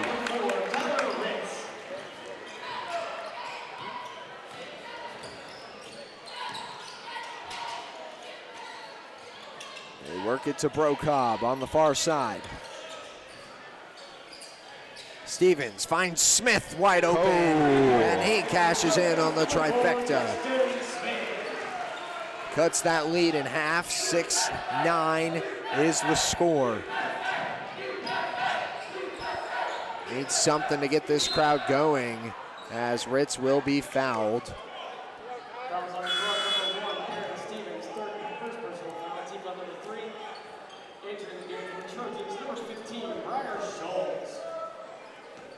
Stevens gets his first foul, third team foul as well, as he will check out now. Schultz steps in as the first of that trio.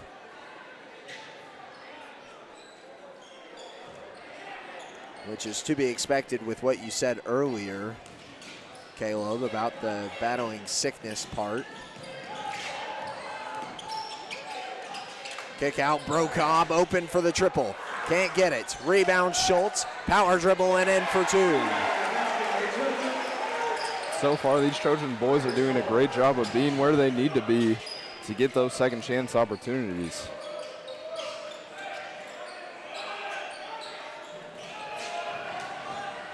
Still starters on the floor here for Riverton as Levi Mann takes to the rim. In for two.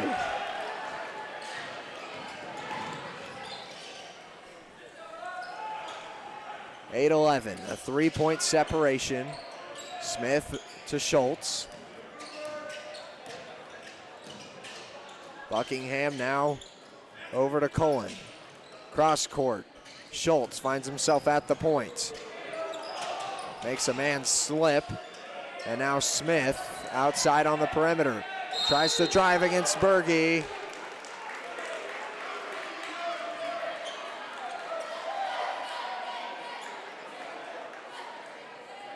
Got a discussion between officials and travel called. So the discussion was whether or not it was a foul or a travel first. Seeing that the official did see the travel, that usually indicates that that travel happened before the foul. So the Trojans so far definitely staying up with this Riverton team, but not able to tie it up or even take a lead in this first quarter. Ritz pops a three, can't go. Witherspoon, no look pass out to Mann. And to your point, Caleb, this Trojan team has been on the tail end of a lot of these teams that they've played here recently. So this is pretty standard for this Girard boys team to be in the first quarter, just one score behind. As Brokob drives the paint, can't get the buckets. And now back the other way as Forbes pops a three. No dice. Off in the hands of Withers. Oh, really? They're going to call that off of Jackson.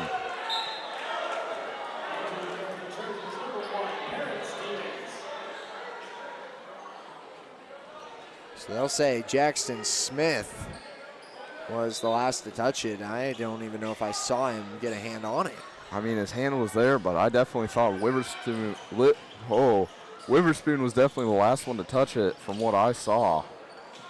Ritz Pops another three, air ball into the hands of Forbes. And now Cullen called for a foul underneath. That's his second, and he has been in just a little bit of trouble so far as of recent. Seems like every game we're getting into the deep end of the first quarter, and Cullen's got 2.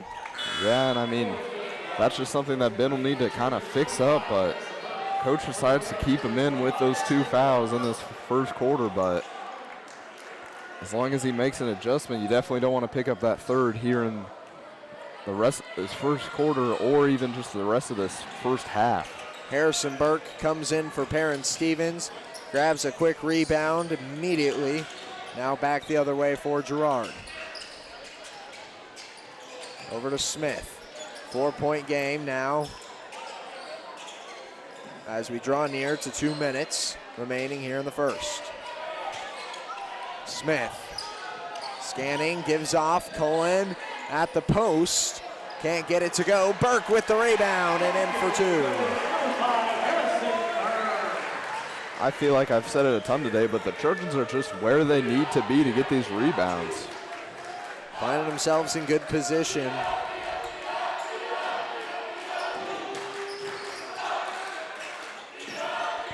Quick ball movement here against the zone defense as Rentz finds himself open for the triple.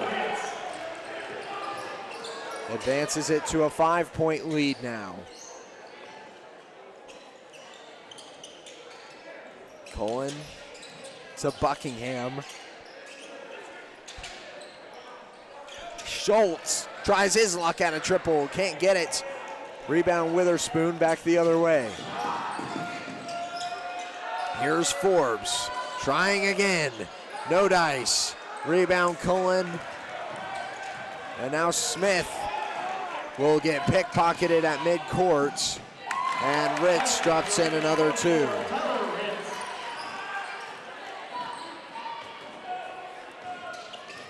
(17-10), 42 and counting remaining here in the first quarter. As Smith fakes the out pass and is fouled on his way to the rim.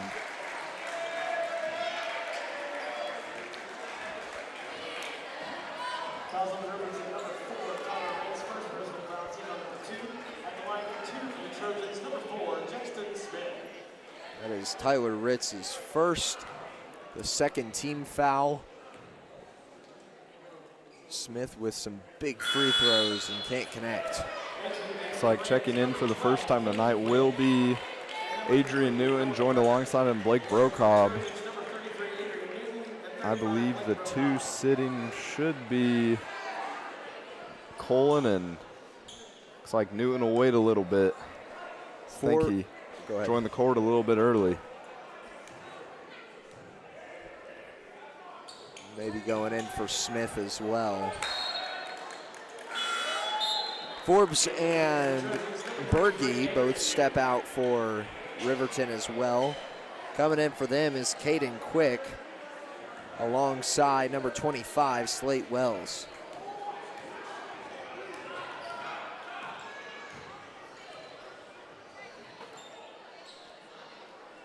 (17-10). Smith did not grab a free throw on his visit. 14 and counting. As Ritz kicks out and around, man for a deep 3, and he nails it. Buzzer sounds as that will end the first quarter, 20-10. We'll take a break. We'll be right back after this.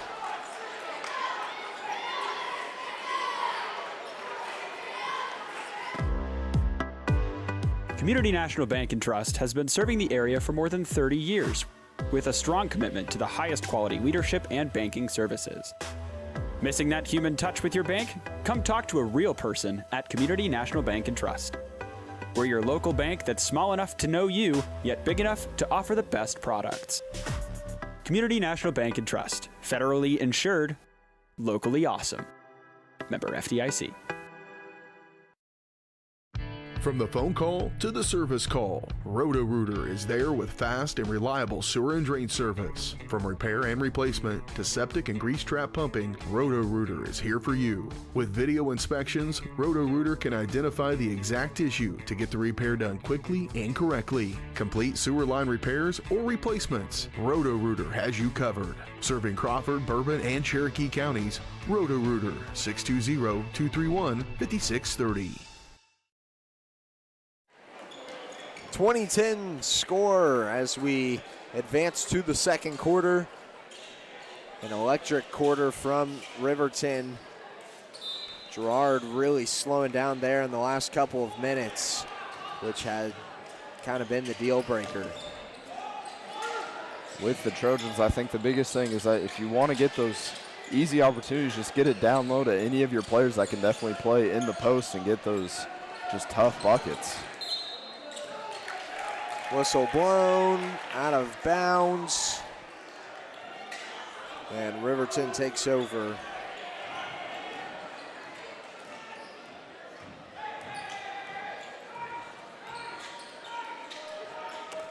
Man kicks it cross court to Quick. As they move it back around to Man on the far side. Rinse, a quick three ball, can't go. And foul called on this side of the floor.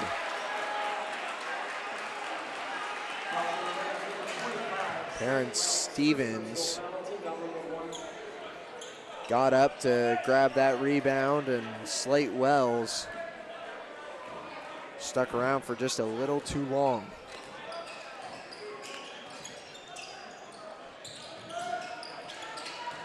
Pass inside to Cullen. As Cullen fights through some physicality to get that two bucket. Just kind of goes to show what Girard is having to do offensively to get each and every point.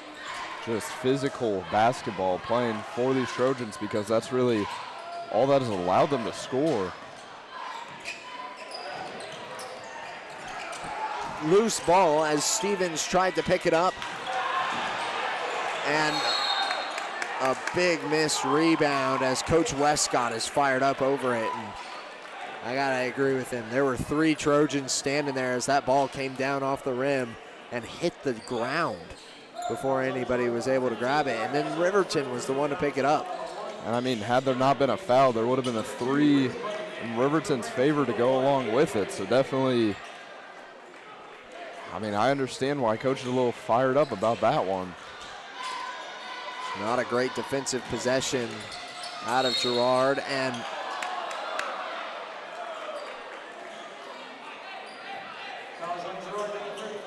another foul, and that'll be Blake's second.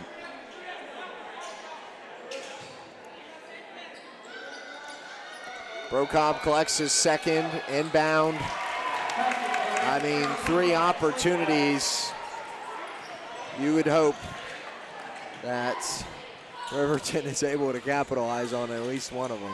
I mean, if you're the Trojans, that's what we had talked about. You can't let this Riverton team have so many opportunities, especially now that you're down by about 10 with 6 minutes left to go in the second. Buckingham trying to work on the outside. Cullen hands off to Stevens. It ends up in the hands of Smith, and Witherspoon grabs the board.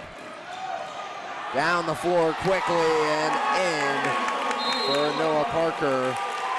Coach Westcott wants a timeout. With that, we will bring it to our timeout sponsor of today, which is Live Well Crawford County. This Breaking the Action is brought to you by the Southeast Kansas Player Health Alliance and Live Well Crawford County, reminding you to know your limits when gambling and know when the game is playing you. If you or someone you know has a gambling problem, call 1-800-GAMBLER or 1-800-426-2537 for free assistance.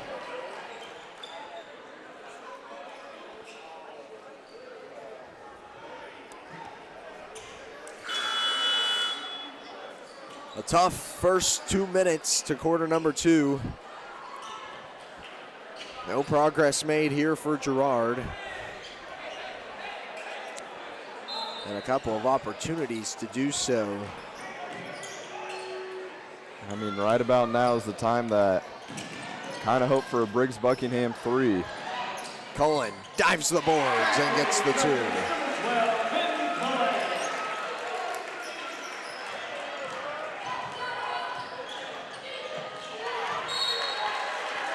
Out of bounds on Riverton. Down on the other side of the floor.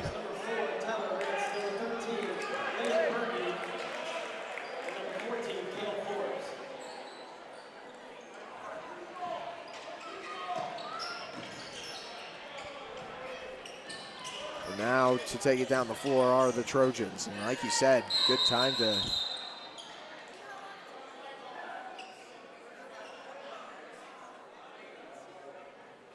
something. Oh, Blake's bleeding.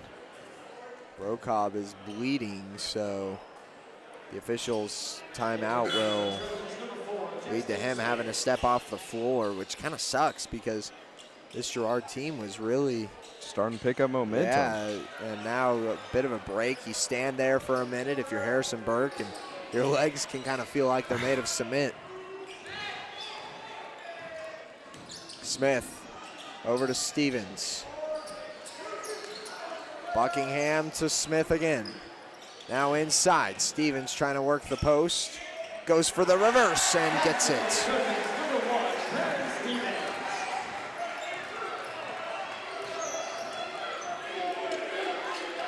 Ritz back across to Mann, who fires it over to Berge.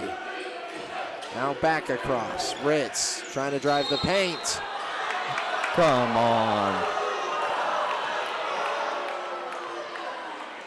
I can understand the foul, but you got to look at the travel before it.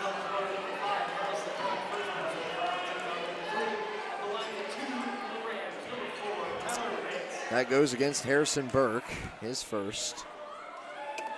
I think Coach Westcott was wanting a jump ball too. I mean, that was... Foul kind of seemed like the last thing on your list to pick from. Yeah, I'd agree with that. Missed free throw from Ritz. Makes the second.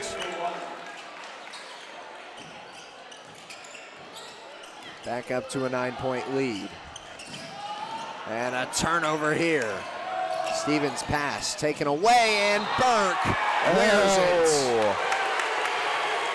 And that is what we expect from Harrison Burke. At least once a game, it seems like. Yeah, I think last game he didn't have one. And I think he should have on the baseline. We kind of talked about it. This time, gets the call. Good awareness, heads-up play by Harrison Burke. Stevens to Buckingham. Over to Burke. Now Smith, as they keep it on the perimeter. Stevens looking to drive, and he will be fouled. Shooting 2.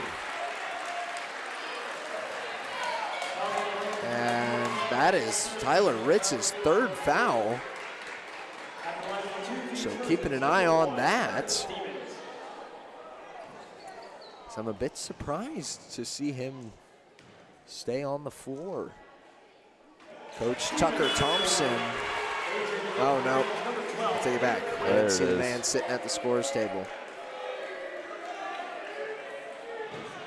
So there it is, the substitution for Tyler Ritz. As Stevens makes his second. 7-point game. They've cut in 3 points on this lead so far this quarter.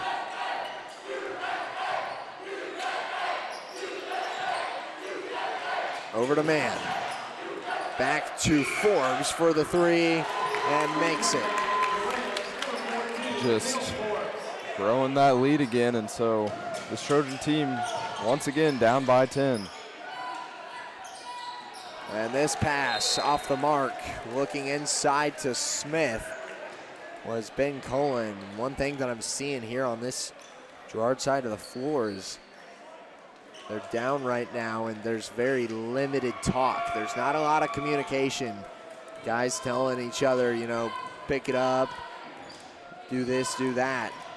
just giving him some words of encouragement. That can always go a long way.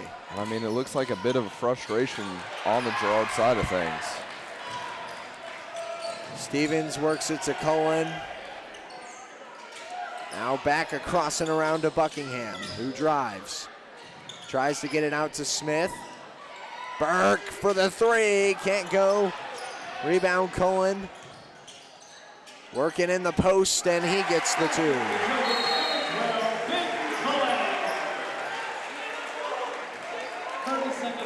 20-28 is the score.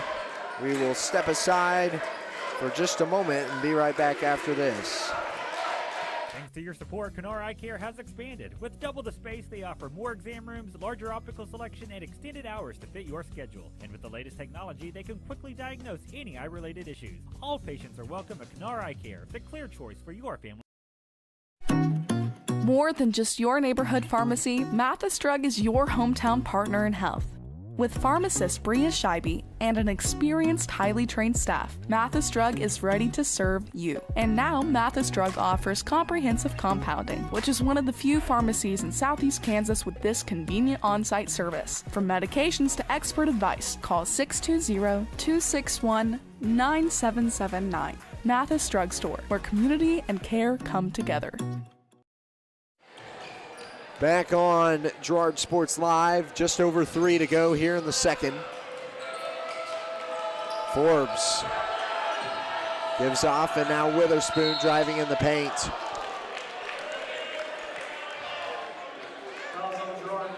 Looks like that foul will be called on Newton. Yeah. That'll be his first and the team's fourth. So any foul to follow will be free throws from Riverton. Witherspoon collects his first point of the game.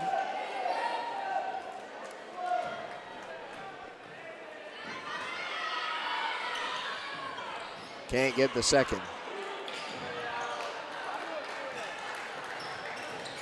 It's like a taller lineup on the floor, except for Briggs being that shooter.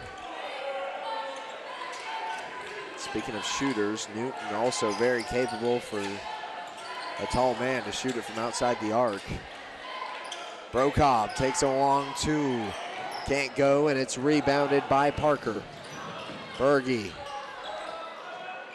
works it to Witherspoon. Out to Parker, who back steps, takes the three, air ball, and Witherspoon gets the board, put back for two.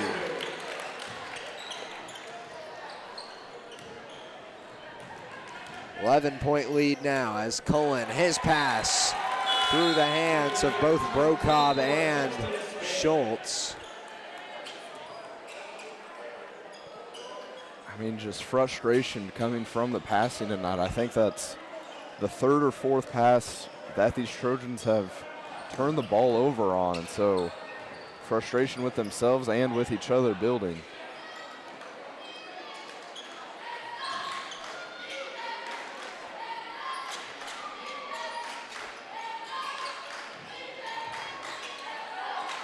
Berge working the near side, and Smith got too physical, which will send Berge to the line.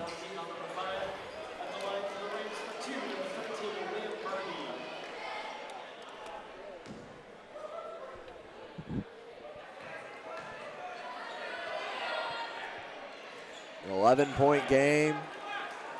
Berge does not connect on his first.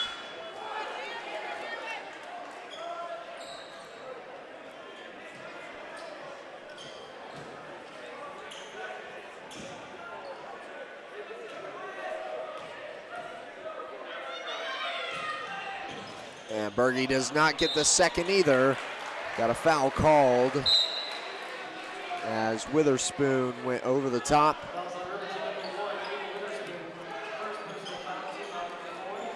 So first foul called against Witherspoon. That will be Riverton's fourth, so any additional foul will send the Trojans to the line.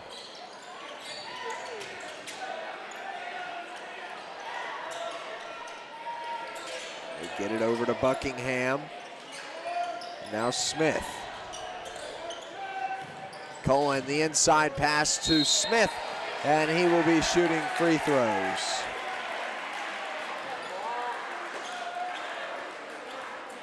Fouls on Riverton, number 14, Cale Forbes, second personal foul, team number 5. At the line for 2 for the Trojans, number 4, Texton Smith. Forbes, guilty as charged.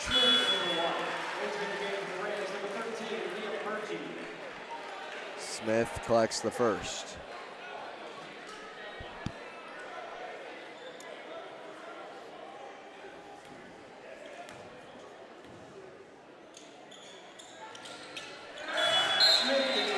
And now back to a 9-point lead for Riverton after the 2 made free throws from the Trojans.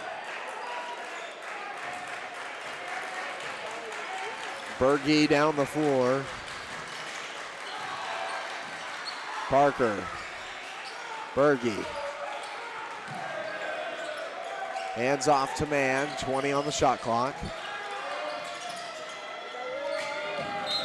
And tangled up is Newton along with Slate Wells.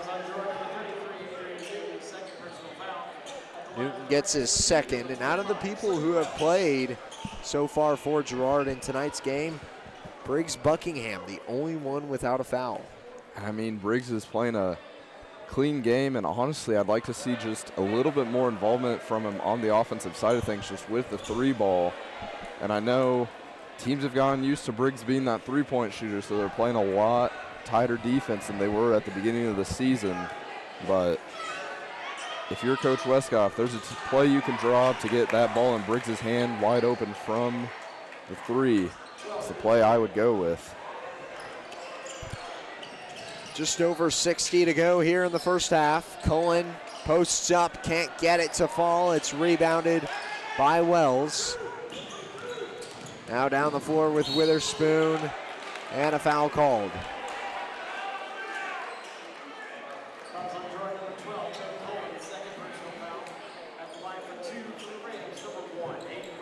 And they've got Cullen for his second. I've got him down for his third.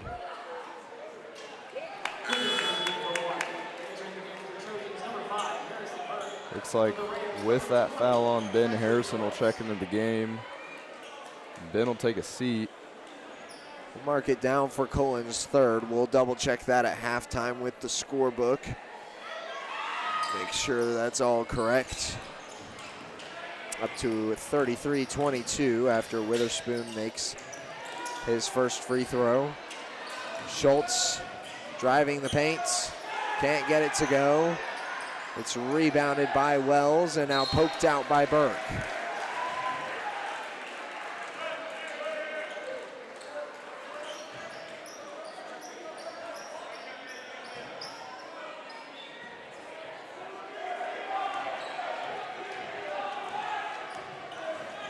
Down the floor for Levi Mann. Over to the new face, which is Thatcher Phillips, number 20.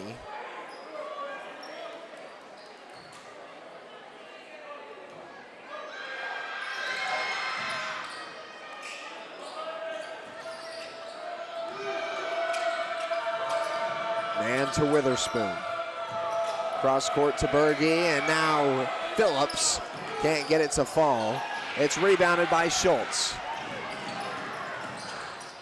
Goes up for 2, and it can't go. Rebound is into the hands of Slate Wells, and a timeout called by the Rams. 30 seconds. We'll keep it here, Caleb. A very weird quarter. Excuse me.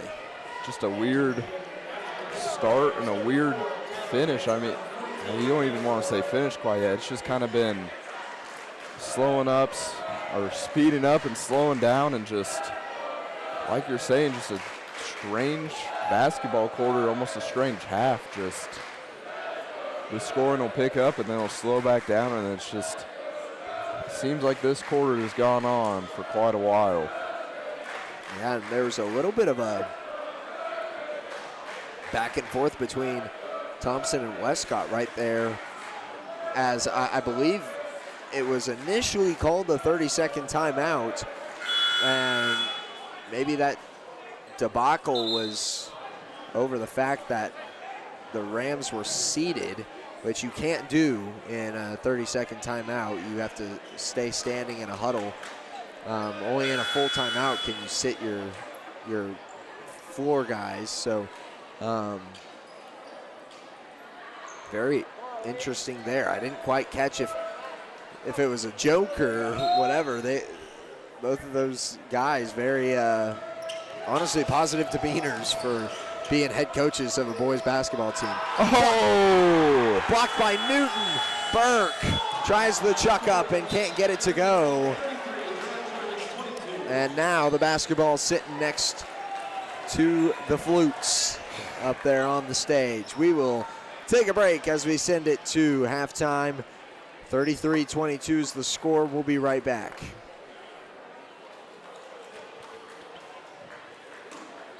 Since 1918, GN Bank has been the heart of our community. Big enough to meet all your banking needs, but small enough to offer that personal touch you deserve. From agricultural loans to home mortgages, GN Bank has the expertise, products, and service to help you thrive. With a pledge to treat others ethically, be adaptable, focus on customers, and invest in the communities they serve, GN Bank is committed to your success. The best place to bank and borrow, GN Bank, where community banking truly comes first. Equal housing lender, member FD.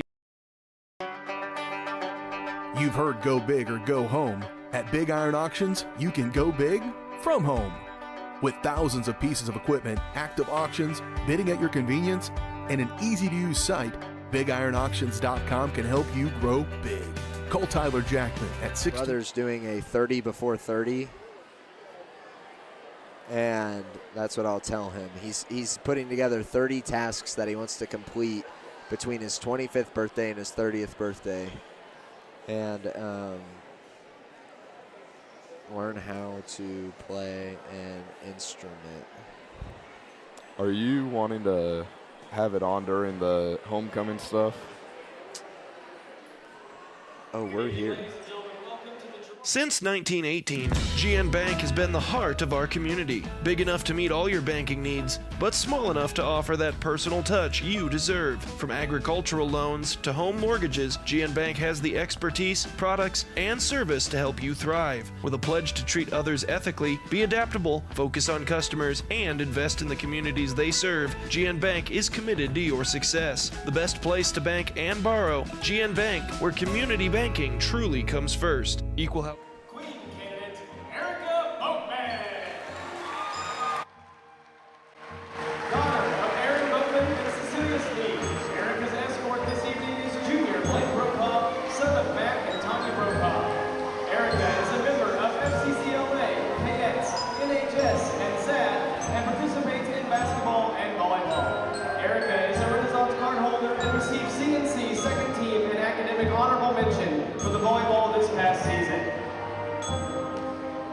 Queen candidate Miley Franklin. Daughter of Chris Franklin and Stephanie Mary, Miley is escorted by senior Adrian Newton, son of Caleb and Abby Geiger. Miley is the cadet treasurer and a Renaissance card holder. She is a member of FCCLA, NHS, NSHSS, and SAD, and participates in volleyball. Queen candidate Josie Gundo. Daughter of Mike and Emily Gundo, Josie's escort this evening is junior Ben Cullen, son of Lance and Natalie Cullen. Josie is FBLA Vice President, FFA President, Cadets Vice President, SAD Treasurer, a Renaissance card holder, and an honor roll recipient. She is a member of HOSA, Math Club, NHS, SAFE, and the Trojan Tribune. Queen candidate Bailey Walker. Daughter of Dustin and Elizabeth Walker. Bailey's escort this evening is junior Harrison Burke, son of Derek and Katrina Burke. Bailey is a member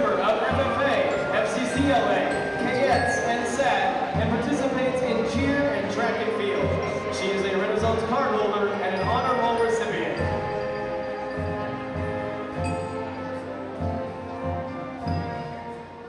Without further delay, drum roll please.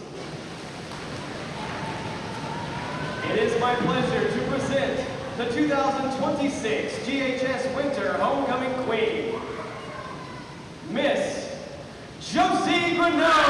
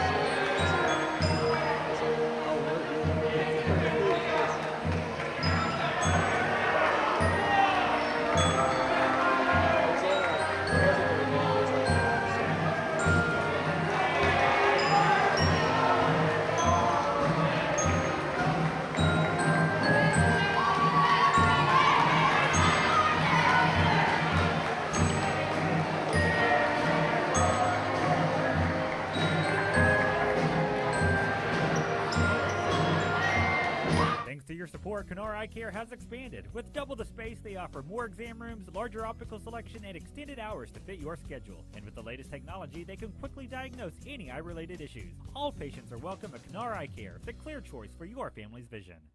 A partner in your fields and in your success. That's what you get with Murphy Seed. Channel seedsman Matt Murphy knows your field and can recommend the elite seed products designed to perform in your area, maximizing the profitability of every acre. And now Matt's care for farmers goes beyond seed as an agent for the new 4-state farm and ranch. From the best inputs available to the protection you need, call Murphy Seed at 620-249-6419. Your partner at every stage. Matt Murphy at Murphy Seed. From the phone call to the service call, Roto-Rooter is there with fast and reliable sewer and drain service. From repair and replacement to septic and grease trap pumping, Roto-Rooter is here for you. With video inspections, Roto-Rooter can identify the exact issue to get the repair done quickly and correctly. Complete sewer line repairs or replacements, Roto-Rooter has you covered. Serving Crawford, Bourbon, and Cherokee counties, Roto-Rooter, 620-231-5630. At Girard Medical Center, our physical and occupational therapy department is dedicated to helping you bounce back stronger. Whether you're recovering from an injury, surgery, or just want to move better every day. From student athletes to seniors, we provide personalized care and expert support right here at home. To learn more about our therapy department and our other services, visit GirardMedicalCenter.com, a proud supporter of the Girard Trojans and your hometown team for health and healing. Rooted in rural, focused on you. Siebert back to pass. Lehman diving for the end zone, and they get the listing. Lehman passes off to Siebert on the far wing. Siebert the lob, and Lehman with the alley-oop dunk to close the deal. Lehman a hard hit ball to left field. Siebert is at the wall, and they close another one. Lehman Realty with another big-time win. Lehman Realty, proud to support the Girard Trojans. Our whole vision of becoming the 4-state agency was because we want to be able to grow with our clients, whether they have a lake house in Oklahoma, whether they're starting a business and expanding into Arkansas. We want to make sure that they're taken care of, whether it's home, auto, financial services, or even life insurance. We want to walk through the stages of life with our clients. That's the biggest part. That's what makes us different.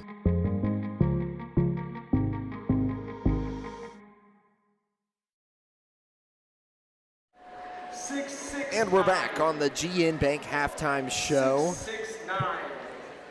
The halftime sponsor is GN Bank, where they've been providing customers with the highest quality financial services in a friendly and personal way. For over 100 years, personal, business, or agricultural needs, turn to GN Bank. Learn more at gn-bank.com. And as we take a look back at the first half, Kenara Eye Care is here to make sure you can see what you're looking at. Kenara Eye Care, with locations in Pittsburgh and Girard, is here to help their valued customers.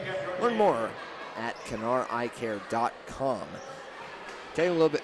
Score right now, 33-22, as we have honored the homecoming candidates and enjoyed all of that ceremonial stuff. Of course, a couple of the basketball players, both the boys and the girls, being shown off in that ceremony. Very happy for them, and kudos as well. But now back to the boys' game.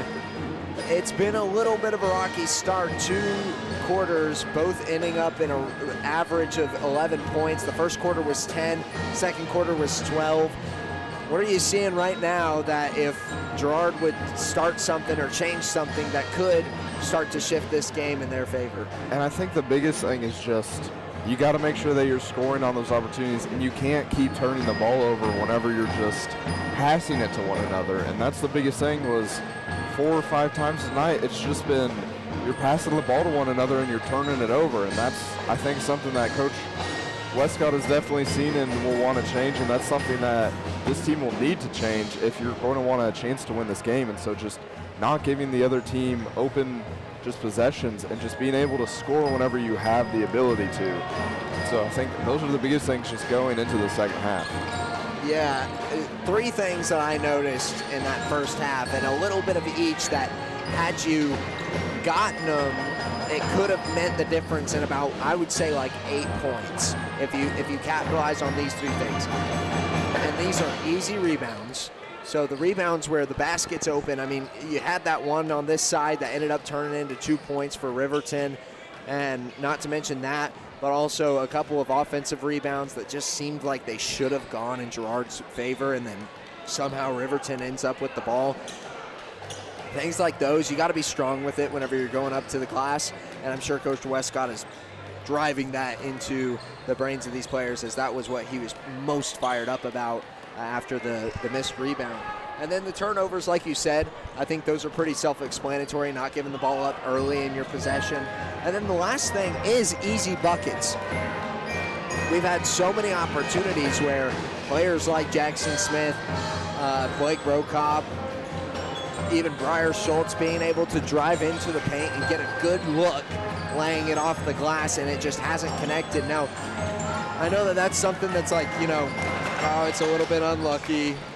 It danced off the rim. It was on track, you know, whatever. But I'm not talking the difference between a three-pointer and a lay-in. You know, I know it's a physical lay-in, but these are things that you would expect this team to be able to capitalize on. And like I said, I think if you knock those 3 things down, that could mean the difference in 8 points scored for this team for Girard, because right now they're down 11. That makes it a game, you know, 8 points, that's all it takes. And I would think the big thing is just that if this Girard team can just continue to keep pace and then almost take that next step to kind of, I mean, just crawl back and get that lead a little bit smaller for this Riverton team, that's going to be the big thing. If you're the Trojans, if you can just crawl back into it, and then in this 4th quarter, it doesn't matter if you're leading up until then, as long as you're leading when that buzzer sounds, that's whenever you need to win, and that's whenever you'll need to lead in this game. Yeah, I'd say the key for the 3rd quarter is going to be bring it within single digits. If you can bring it within single digits, score 2 points plus on Riverton profit-wise, that'll be good. That kind of ignites a fire. Mentality is a little bit different in a single-digit game than it is in a double-digit game. Gives you that willpower to say, hey, we can do it. But with that being said, those halftime stats were brought to you by B&B Excavating. The numbers don't lie. Dirt is heavy, so trust the guys at B&B Excavating to move what needs moving. Specializing in septic systems, water line install and repair, driveways, rock hauling, and leveling. B&B Excavating. Call 620-724-2735. We will step aside, take another break here on the halftime show, and we'll be right back after this. Since 1918, GN Bank has been the heart of our community. Big enough to meet all your banking needs, but small enough to offer that personal touch you deserve. From agricultural loans to home mortgages, GN Bank has the expertise, products, and service to help you thrive. With a pledge to treat others ethically, be adaptable, focus on customers, and invest in the communities they serve, GN Bank is committed to your success. The best place to bank and borrow, GN Bank, where community banking truly comes first. Equal housing lender, member FD. You've heard go big or go home. At Big Iron Auctions, you can go big from home. With thousands of pieces of equipment, active auctions, bidding at your convenience, and an easy-to-use site, BigIronAuctions.com can help you grow big. Call Tyler Jackman at 620-404-8115 to see how Big Iron Auctions can help grow your operation. Bid now, list now at BigIronAuctions.com. Welcome to Homestead of Girard, assisted and independent living right here in our hometown. At Homestead, seniors enjoy compassionate care and a community designed for comfort. Licensed professionals provide support with daily activities, dressing, bathing, and medication management. Residents enjoy home-cooked meals and the comfort of their own private apartment. Call 620-724-6760 to schedule your tour today. Homestead of Girard, senior living with compassion, comfort, and community.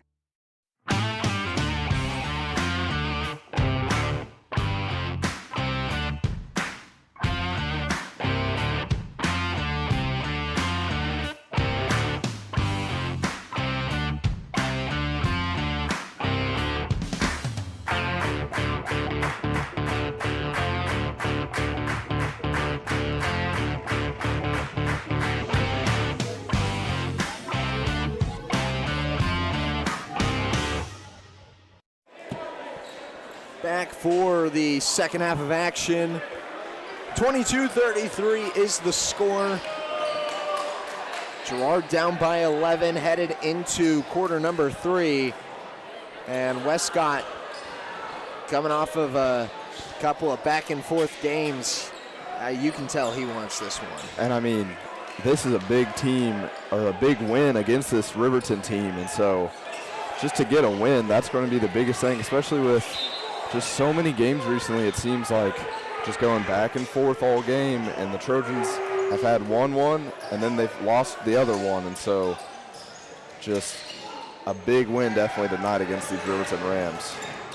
Forbes takes the 3, can't get it to connect. Now it's back out, and Witherspoon hands it off. Berge with the 2.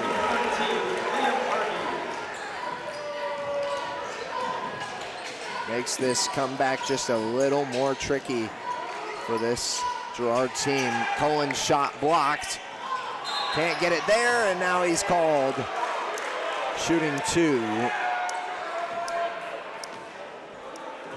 I believe that'll be his 3rd foul now.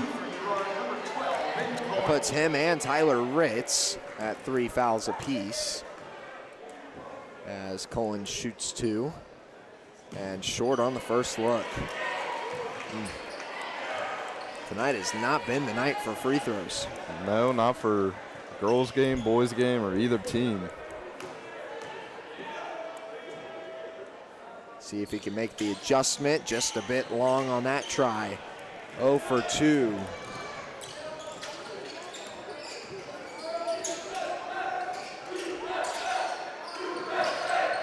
Get it into Berge.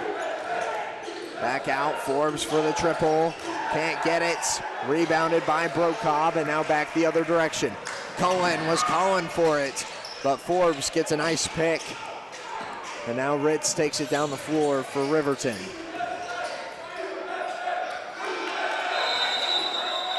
Jump ball called as Brokob had his hand in there and forces a turnover for Girard.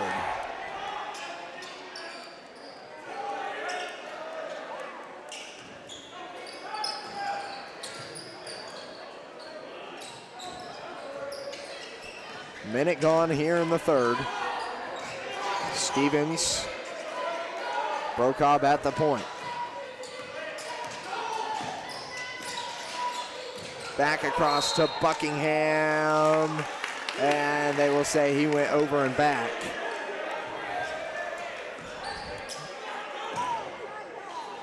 These are the turnovers that we had talked about of just, you got to limit giving the ball back to the other team. And they really didn't even do anything, just shooting yourself in the foot. Yeah, just can't have those. It's frustrating to see as well, just seeing that. It almost feels as if there's nothing you can really do about it other than just be a little more aware. Got to be conscious about where you're putting the ball. But physically, there's no adjustment, you know?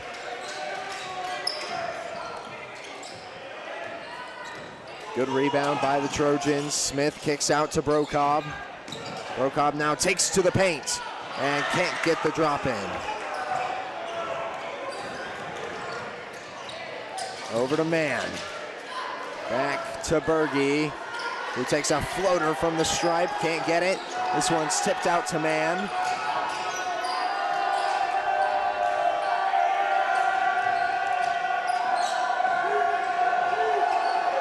Over to Forbes. Forbes drives in, can't get it, and Stevens grabs the rebound. Pass inside is saved by Forbes, and now Ritz on the other side gets a 2.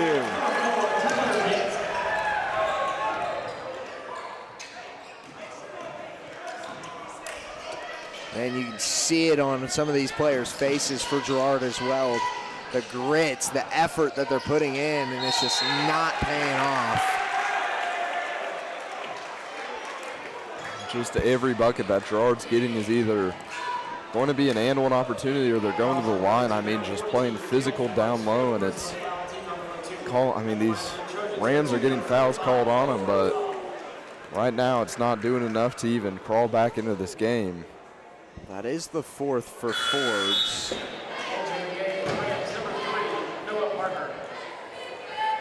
As he will take a seat.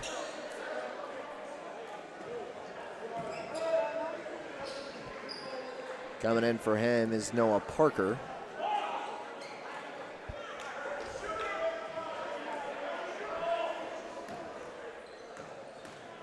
Brokob to make the adjustment for the second free throw, and he does. He is 2 for 4 tonight from the line.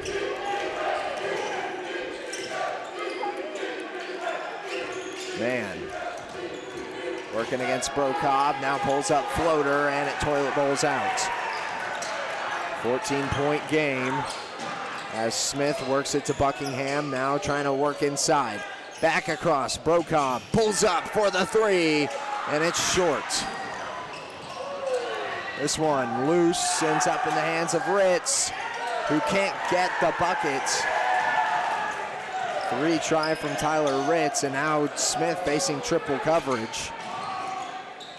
As he works it inside, Cohen searching for a pass, and now he takes to the rim and 1. Good job of being physical from Ben, and then just amazing pass from Briggs inside to get it to Ben.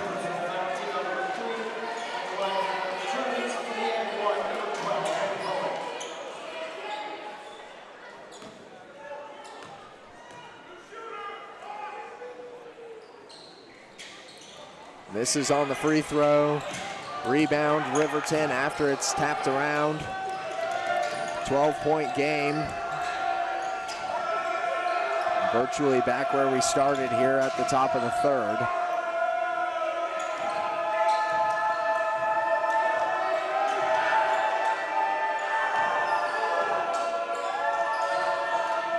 Ritz working from the logo. Tries to cut inside, does not get the bucket. Wow. Almost went in. Impressed to even see it get as close as it did. Buckingham pulls up for the 3, can't get it, and Witherspoon with a nice save.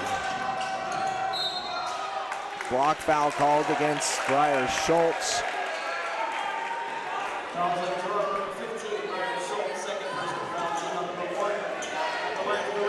Schultz charged for his second foul. Ritz headed to the line. Ritz has one free throw on the day, missed one, made one. See how he can do with this pair. Out. Entering the game for the Trojans, number 5, Harrison Burke.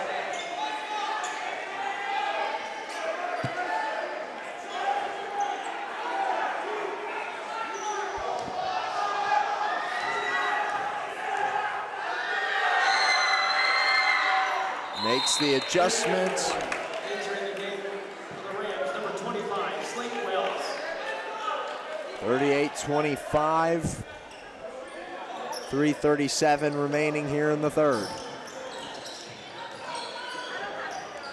Really, that second quarter has been the killer right now.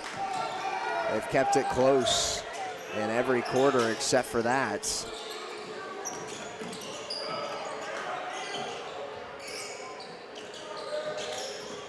And the pass inside. I say that, really, it was the first quarter. Yeah, and I think the end of that first quarter is whenever it got out of hand, and from there, Trojans have been able to keep it close to that 10-point lead for the Rams, but, I mean, nothing, they haven't been able to cut it down at all. Yeah, it's just been a tough time as Berge loses the ball.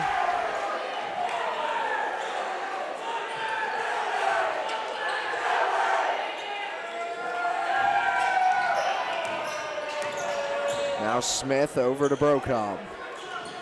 Schultz now at the point. Get it over to Burke. Schultz back out. Burke from the corner. Drills it. 10-point game once again. Witherspoon looking to drive. They hand it out to Parker, who can't get it. And Witherspoon gets the putback.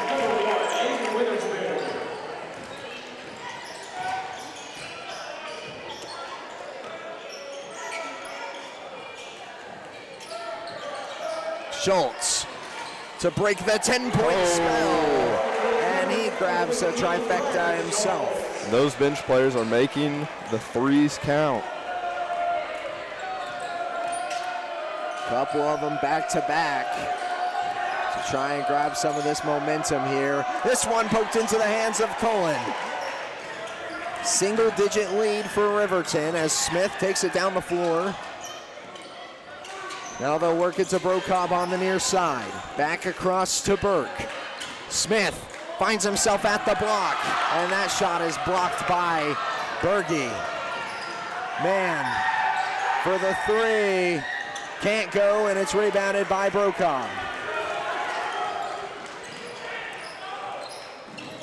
Schultz, pass back up to the point.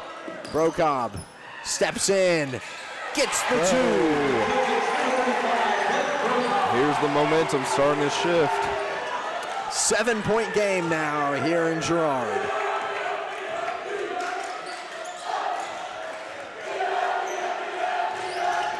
Witherspoon drives, can't get it. Rebound Smith. Burke back the other direction. Gives off. Now Smith. Schultz pulls up from the same spot as earlier. Ryan Schultz. He's dangerous.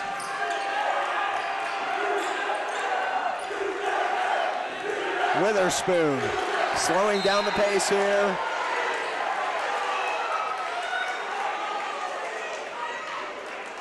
What's the call here?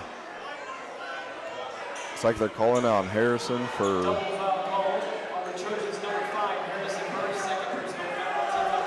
a double foul.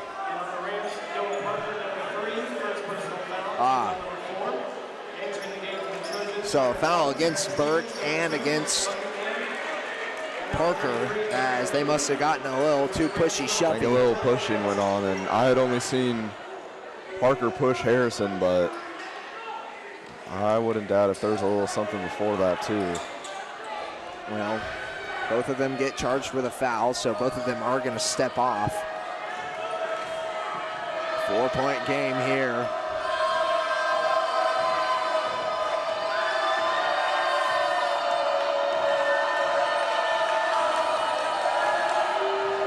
We're going to let this clock wind down as Levi Mann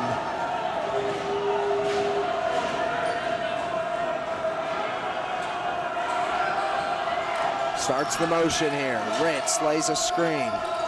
Over to Wells. His pass taken away by Newton. Brocob needs to get it off. Oh my goodness. A foul called. That needs to be a foul regardless. Even if there was no shot, that needs to be a foul. There's got to be something there. I mean, he ran straight into Blake. And Blake's standing at the line. He seems to be all right, but he...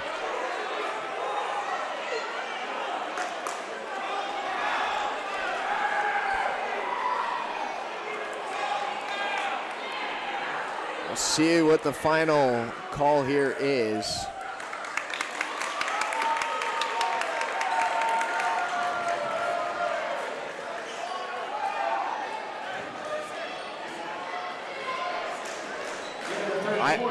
I would say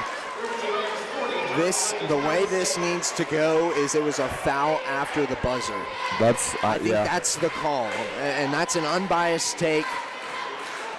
It was extra physicality after the buzzer. There was physicality on the floor.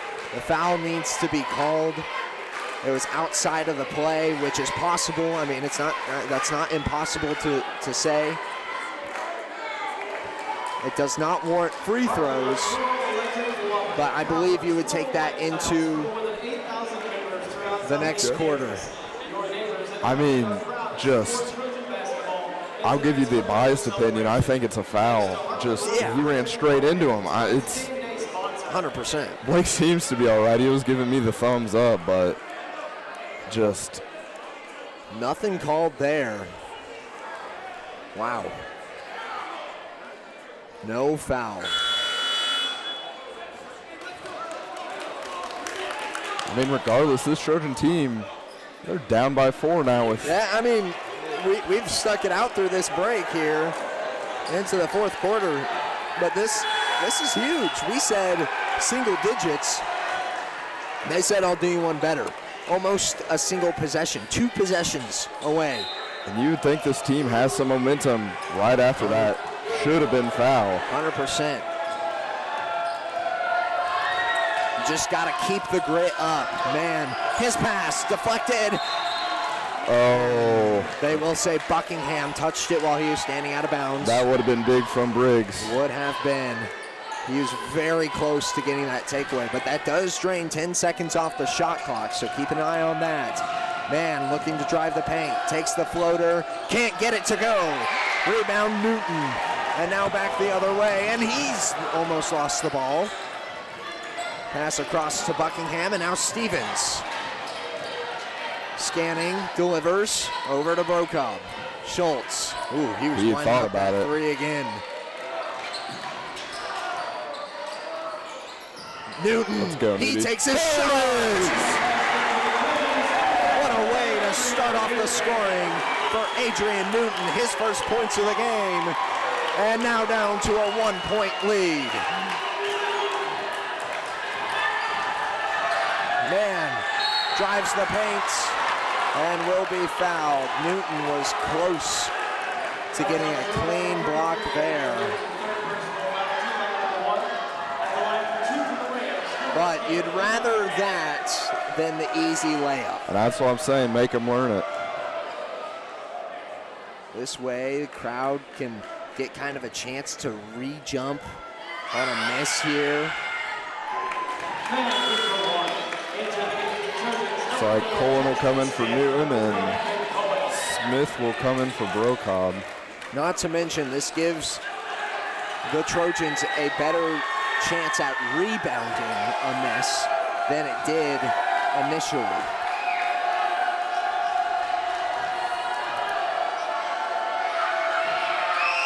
Man, goes 2 for 2 on that visit. Some clutch free throws out of the guard. Across to Buckingham. Now down to Cohen. Back out Buckingham, who? He thought about it. Yeah, there's been a couple of chances here for some big-time shooters. And here's Stevens taking his chance. Oh, so close. Hits the pole, the support beam. Out of bounds, 6:39 to go. It's a 3-point game.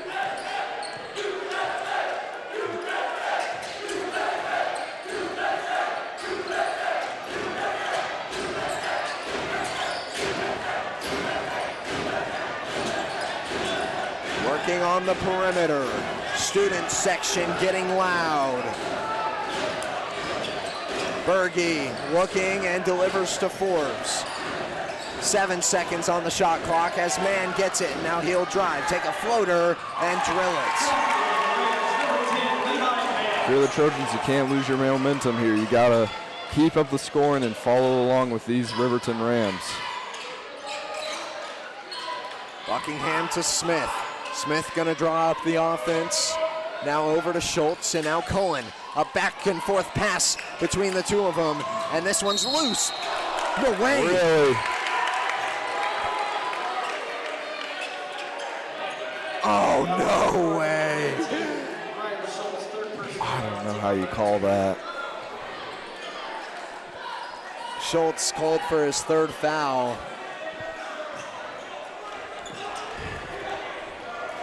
Two team fouls, 5-point game. Forbes, whoa. Looking like he was trying to lean into that one.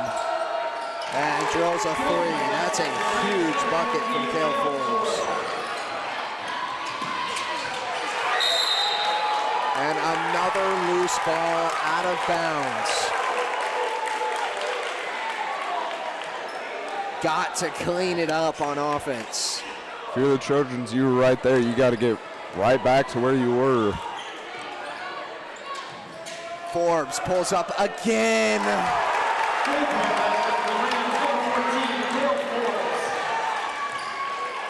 (50-39). Smith to try and match. Can't get it. And Schultz with a good... Oh my gosh. I think they're calling on Forbes. Which will be his last. Well, I mean, he definitely made an impact right before he went out of this game. Fifth foul from Cale Forbes. He comes out with 5:01 remaining in the fourth. Just kind of a bummer for this Girard team as Buckingham was wide open for the triple. Schultz pulls up. And Smith grabs the rebound. Fighting through physicality and one.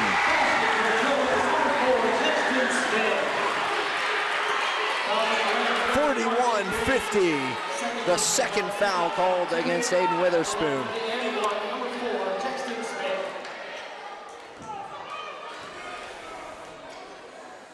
Smith's extra won't go. He gets his rebound and the foul again.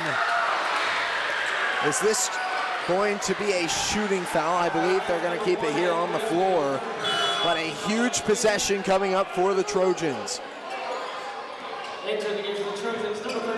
To try and bring it just a little bit closer here.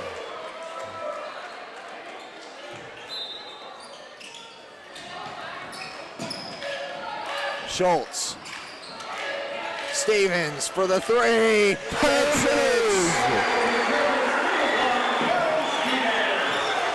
Perrin Stevens back to a 6-point game.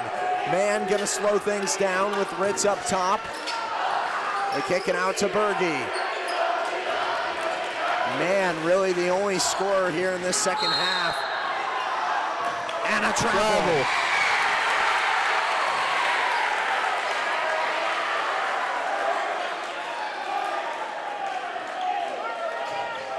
Wow.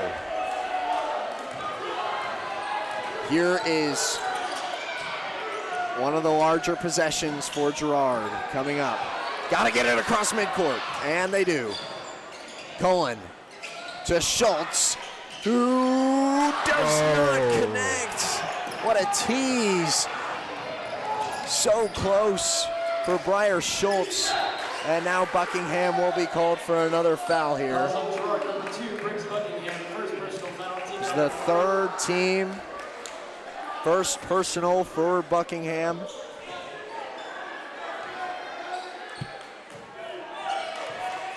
But like I was saying, Levi Mann really the only one to be feeling the rock here in this second half. Everybody else dormant for Riverton, other than Forbes, who can't be on the floor.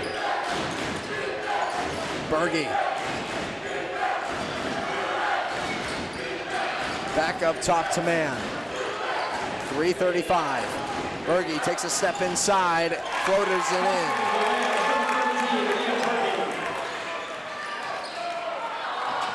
Well, shake and bake from Perrin.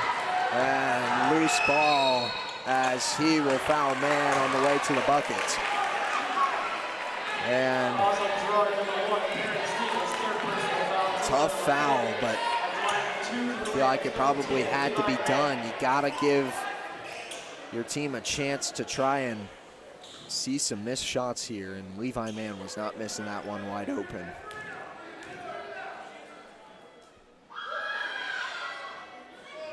Mann's first. Dances before leaving the rim. For the Trojans, I mean, you've got to make work of every single possession you have left, and you need to limit any scoring on the Riverton side of things. Here's the second. Goes.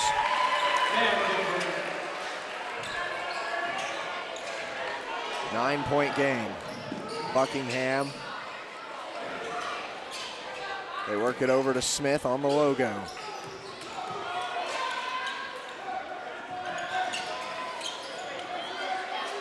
Smith still with it. Cullen scanning, gets it inside to Brocob, who drops in the two.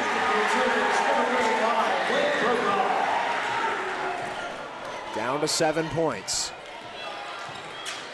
And this is going to be long, drawn-out possessions from the Rams. They want to milk every bit of this clock possible. Try and limit Girard's possessions. Witherspoon looking to drive. Will get the and one.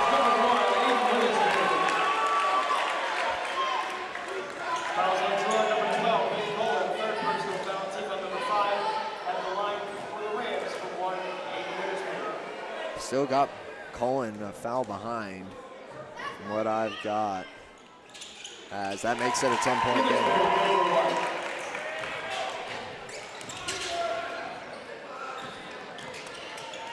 Buckingham to try and swing something. Smith gets the putback. Keeps it within range.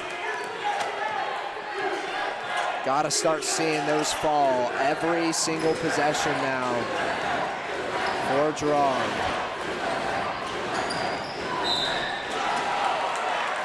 Close there from Buckingham, but that will force free throws out of Berge.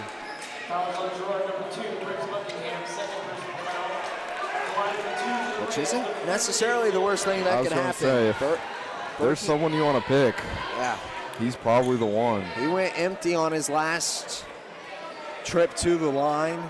Could not get a free throw to fall, so we'll see if he can change things up this time around.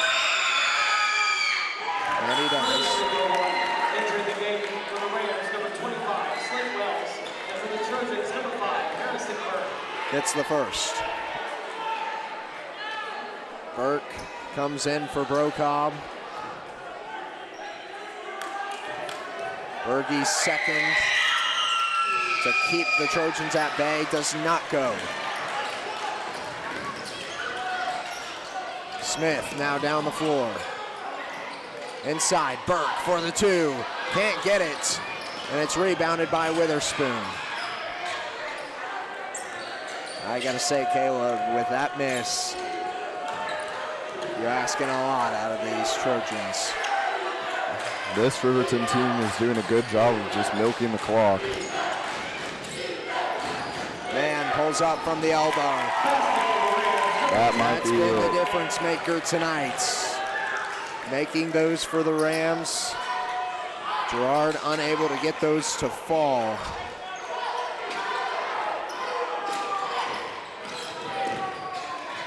Buckingham played close by Witherspoon.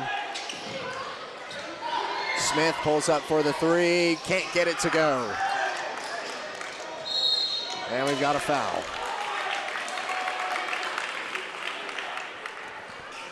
Third foul from Harrison Burke.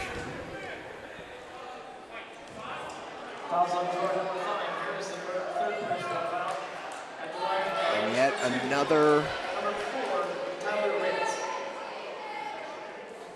heartbreaking game here for Girard. Has an 11-point lead, now 12, as Ritz makes his first.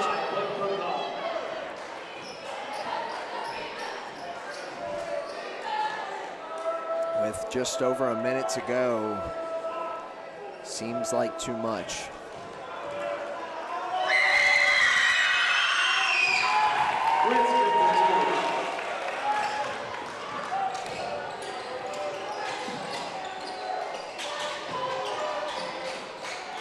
Inside, Schultz. Wow.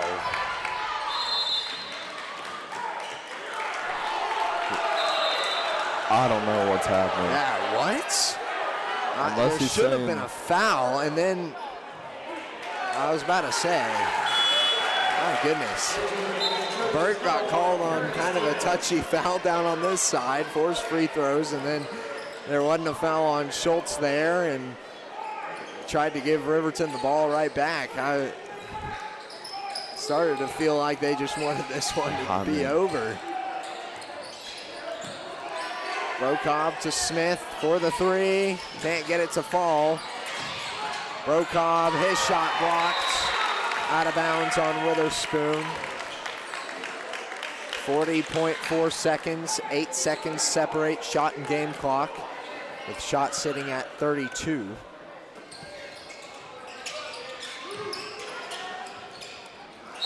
And Smith hacked at by Slate Wells, his second. That was the Rams, number 25, Slate Wells, second personal foul, team number 4. At the line for the Trojans for 2, number 4, Jackson Smith.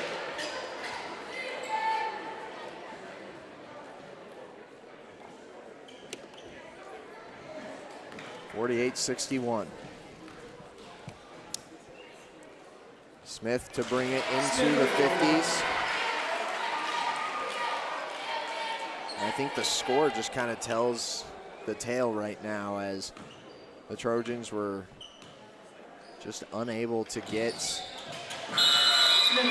enough points. I mean, simply put, the buckets just weren't falling tonight. No, and right whenever they were right back in it, I mean, 4 points away from tying up the game, just big threes on the other end. That really sealed the deal. 1 point away at one point. I mean, that's here in the fourth. Right whenever you need to lead. Just wasn't enough to do it for tonight.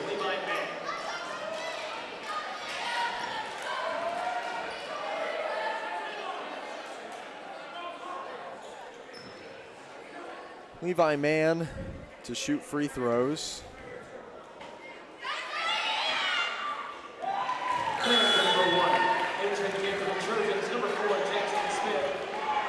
First one's in.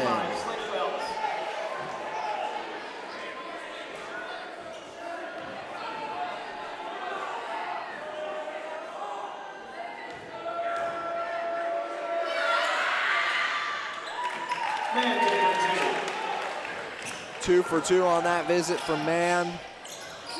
And another takeaway here.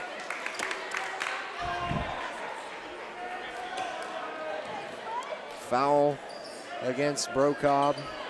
It's his third. Nobody exceeding 3 fouls other than Cale Forbes, though. Everybody keeping it pretty moderate. Foul spread very nice from both teams. And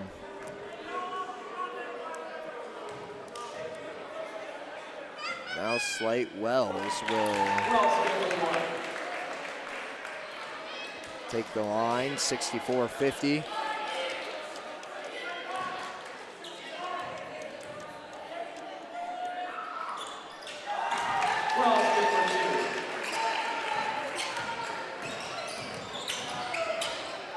And just getting worse. yeah, salt in the wound Worse. right there. Man, that's about how tonight's been. I mean, truthfully. Unfortunate, but with no more shot clock, this one will just be dribbled out by Levi Mann.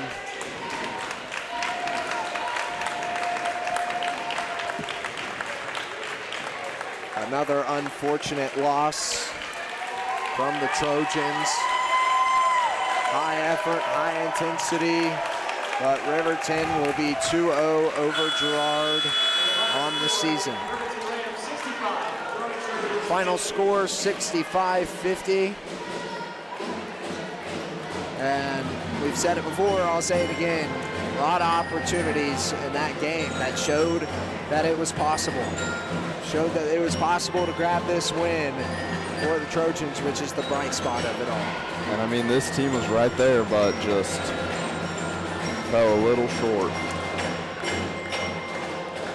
Well, that will take us straight into our post-game show, which is brought to you by Eastside Cafe. Experience the best breakfast in town 6 days a week at 120 South Ozark Street in Girard. Eastside Cafe, a proud supporter of Trojan Athletics. And with that, player of the game is brought to you by tonight's Booster Club game sponsor, which is Heartland Rural Electric. Cooperative powers rural lifestyles for more than 8,000 members throughout Southeast Kansas. Your neighbors at Heartland are proud to support Trojan basketball and tonight's homecoming celebration. Thanks to Heartland Rural Electric Cooperative, tonight's game day sponsor. And once again, congratulations to all nominees for tonight's homecoming ceremonies, and congratulations as well. With that, player of the game, Caleb, I'm kind of looking across the board here, and I've got my pick. You want to hear it, or do you want to give yours? I'd like to hear yours. I have someone in mind, and I'm curious if we have the same person. I think for me tonight, I'm going to go with Briar Schultz. And the reason I say that is he was kind of the spark that started that comeback effort that really gave Girard a chance in this game, I believe.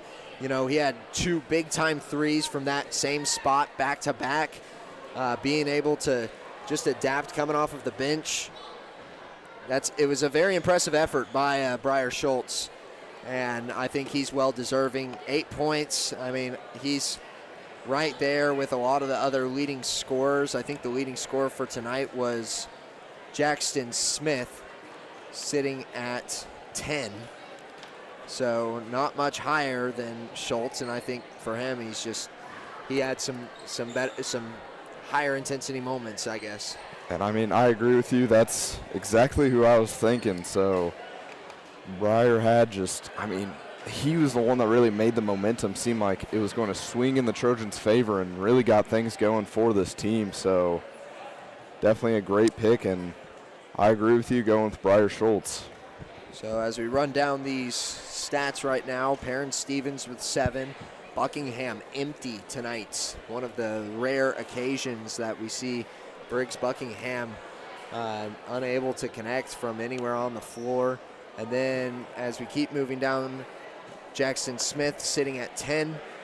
Ben Cullen at 8. Brocobb at 8. Schultz at 8.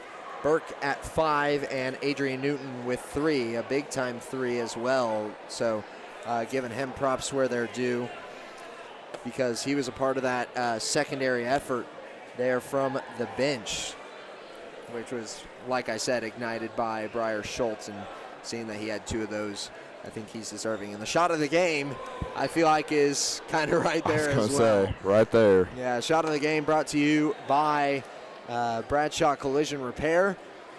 Bob Bradshaw offers refinishing, paintless dent repair, glass replacement, and more. Let Bradshaw Collision Repair get you back in the game. Call 620-724-7300. And like I said, I think it's pretty much right there. Briar Schultz with one of those threes. You can even give it to Adrian Newton if you really wanted to, as he had a crucial one there. But all those buckets right there, more than deserving of shot of the game. As we kind of work down this list, I'm going to read off some of the other total scores as I get them tallied up, as Riverton had some pretty high scores tonight. 2, 4, 6, 8, 9, 12, 14, 16 was Levi Mann. And then 2, 4, 6, 8, 10, 12, 15 was Tyler Ritz. And most of those coming from the first half. So as we work down those, other than Ritz and Mann, Witherspoon with 9, Berge with 5, Forbes with 13, Wells with 5, and Parker with 2. Just kind of an unfortunate situation for Girard tonight. They weren't able to capitalize from the foul stripe. Some easy buckets just didn't end up falling through. You had Schultz on a 2 down here that just danced around the rim and couldn't make its way inside. Just unfortunate occasions, and that's the way the ball game plays sometimes. So we'll go ahead and wait for Coach Westcott, as giving him time to recuperate and get up here to get our post-game coaches interview. So we will step aside for just a moment. We'll be right back after this.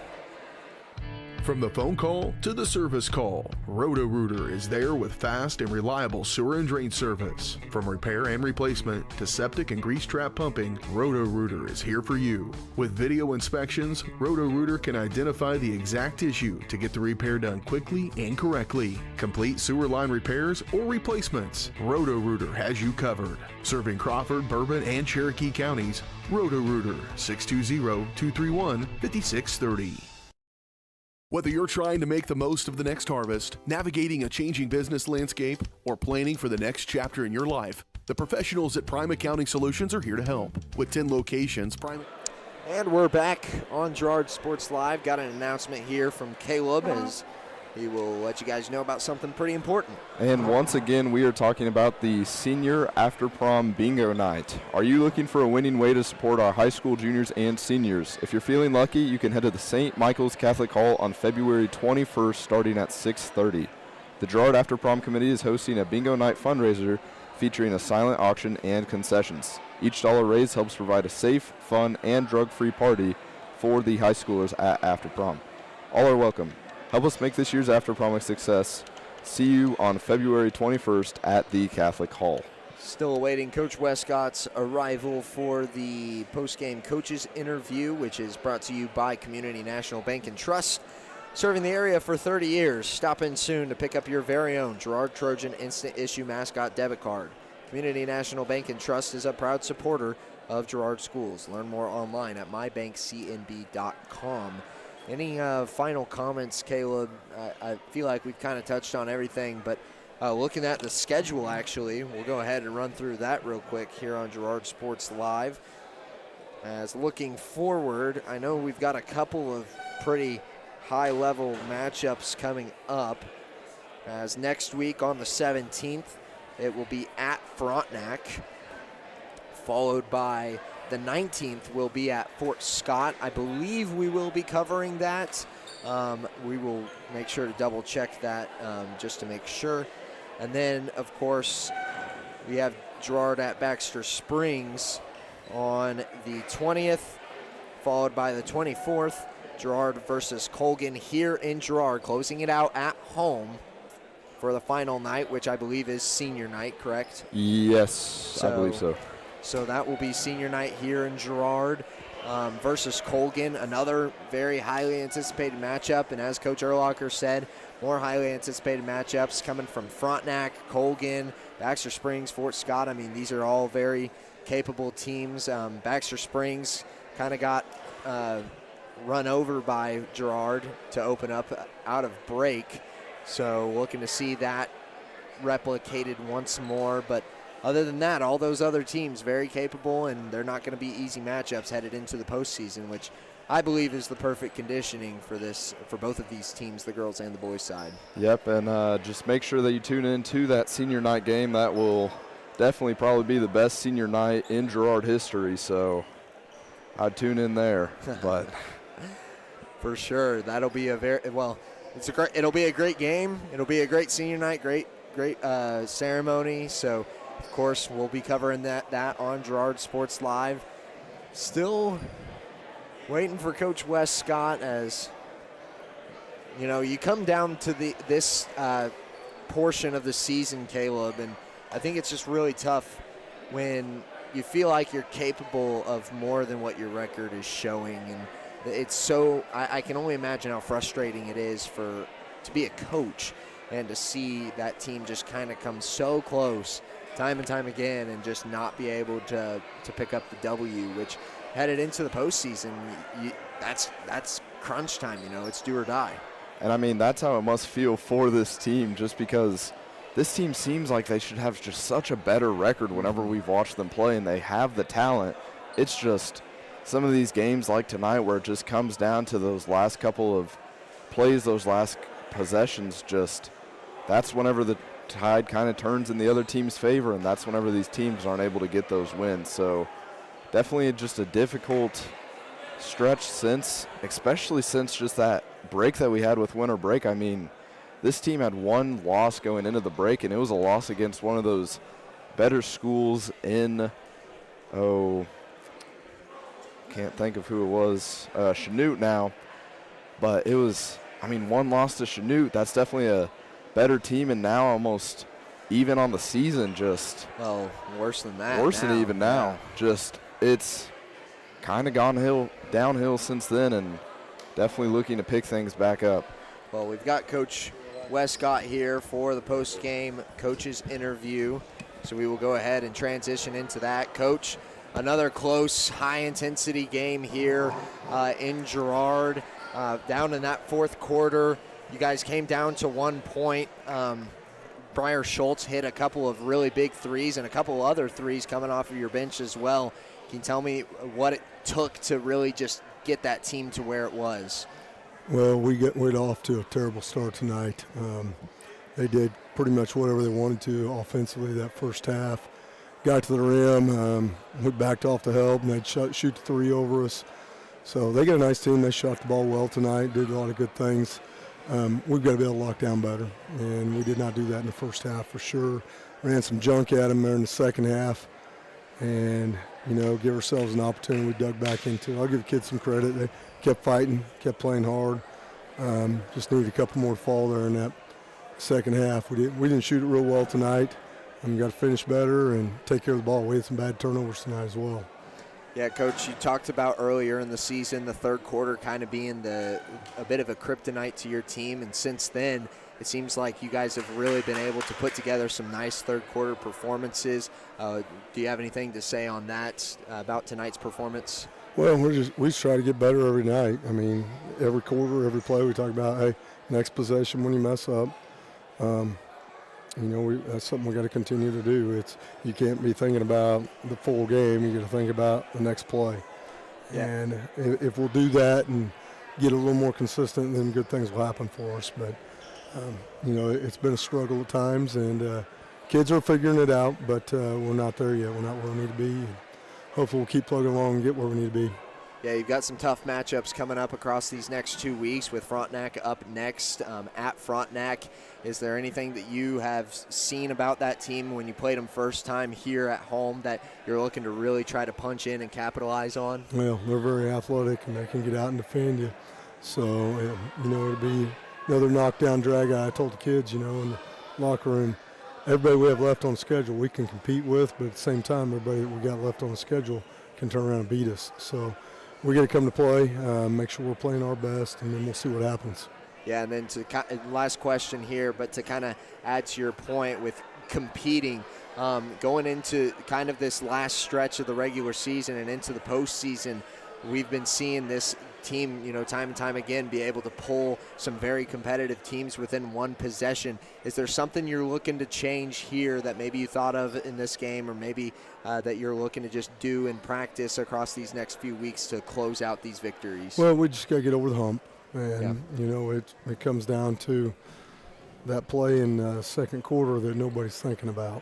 That box out we didn't get. And it's just a matter of consistency. We've got to be consistent in the things that we know that will help us to win ball games. And the more consistent we get, the more games we're going to win. But when you're playing good teams, those things really stand out. And Riverton's got a nice team. I think they've got, 4 losses on the year, maybe 4 or 5 losses on the year. So they got a good group. We got them down there in overtime the first time, but we shot a little better. They didn't shoot it quite as well. The first time we played them, I was pretty upset after the game because we did not rebound worth a darn. But it was a little better tonight on the boards. Still not where we need to be, but hopefully we'll get where we want to be here. We got a week and a half left, and then sub-state starts, so we got to get it kicked in gear. Well, Coach, once again, appreciate your time here, and we will go ahead and send you off. Once again, looking forward to these next couple of weeks. Stay healthy, and looking forward to it. All right, appreciate it. Yep. Thanks, guys. Thank you. That will wrap it up for us here on Girard Sports Live, and we will go ahead and just wrap it up here. Caleb, you got any final comments here? Says no, he doesn't have any final comments. So that will do it for Girard Sports Live tonight. Thank you for watching. We hope you all have a great night, and we can't wait to see you all next time.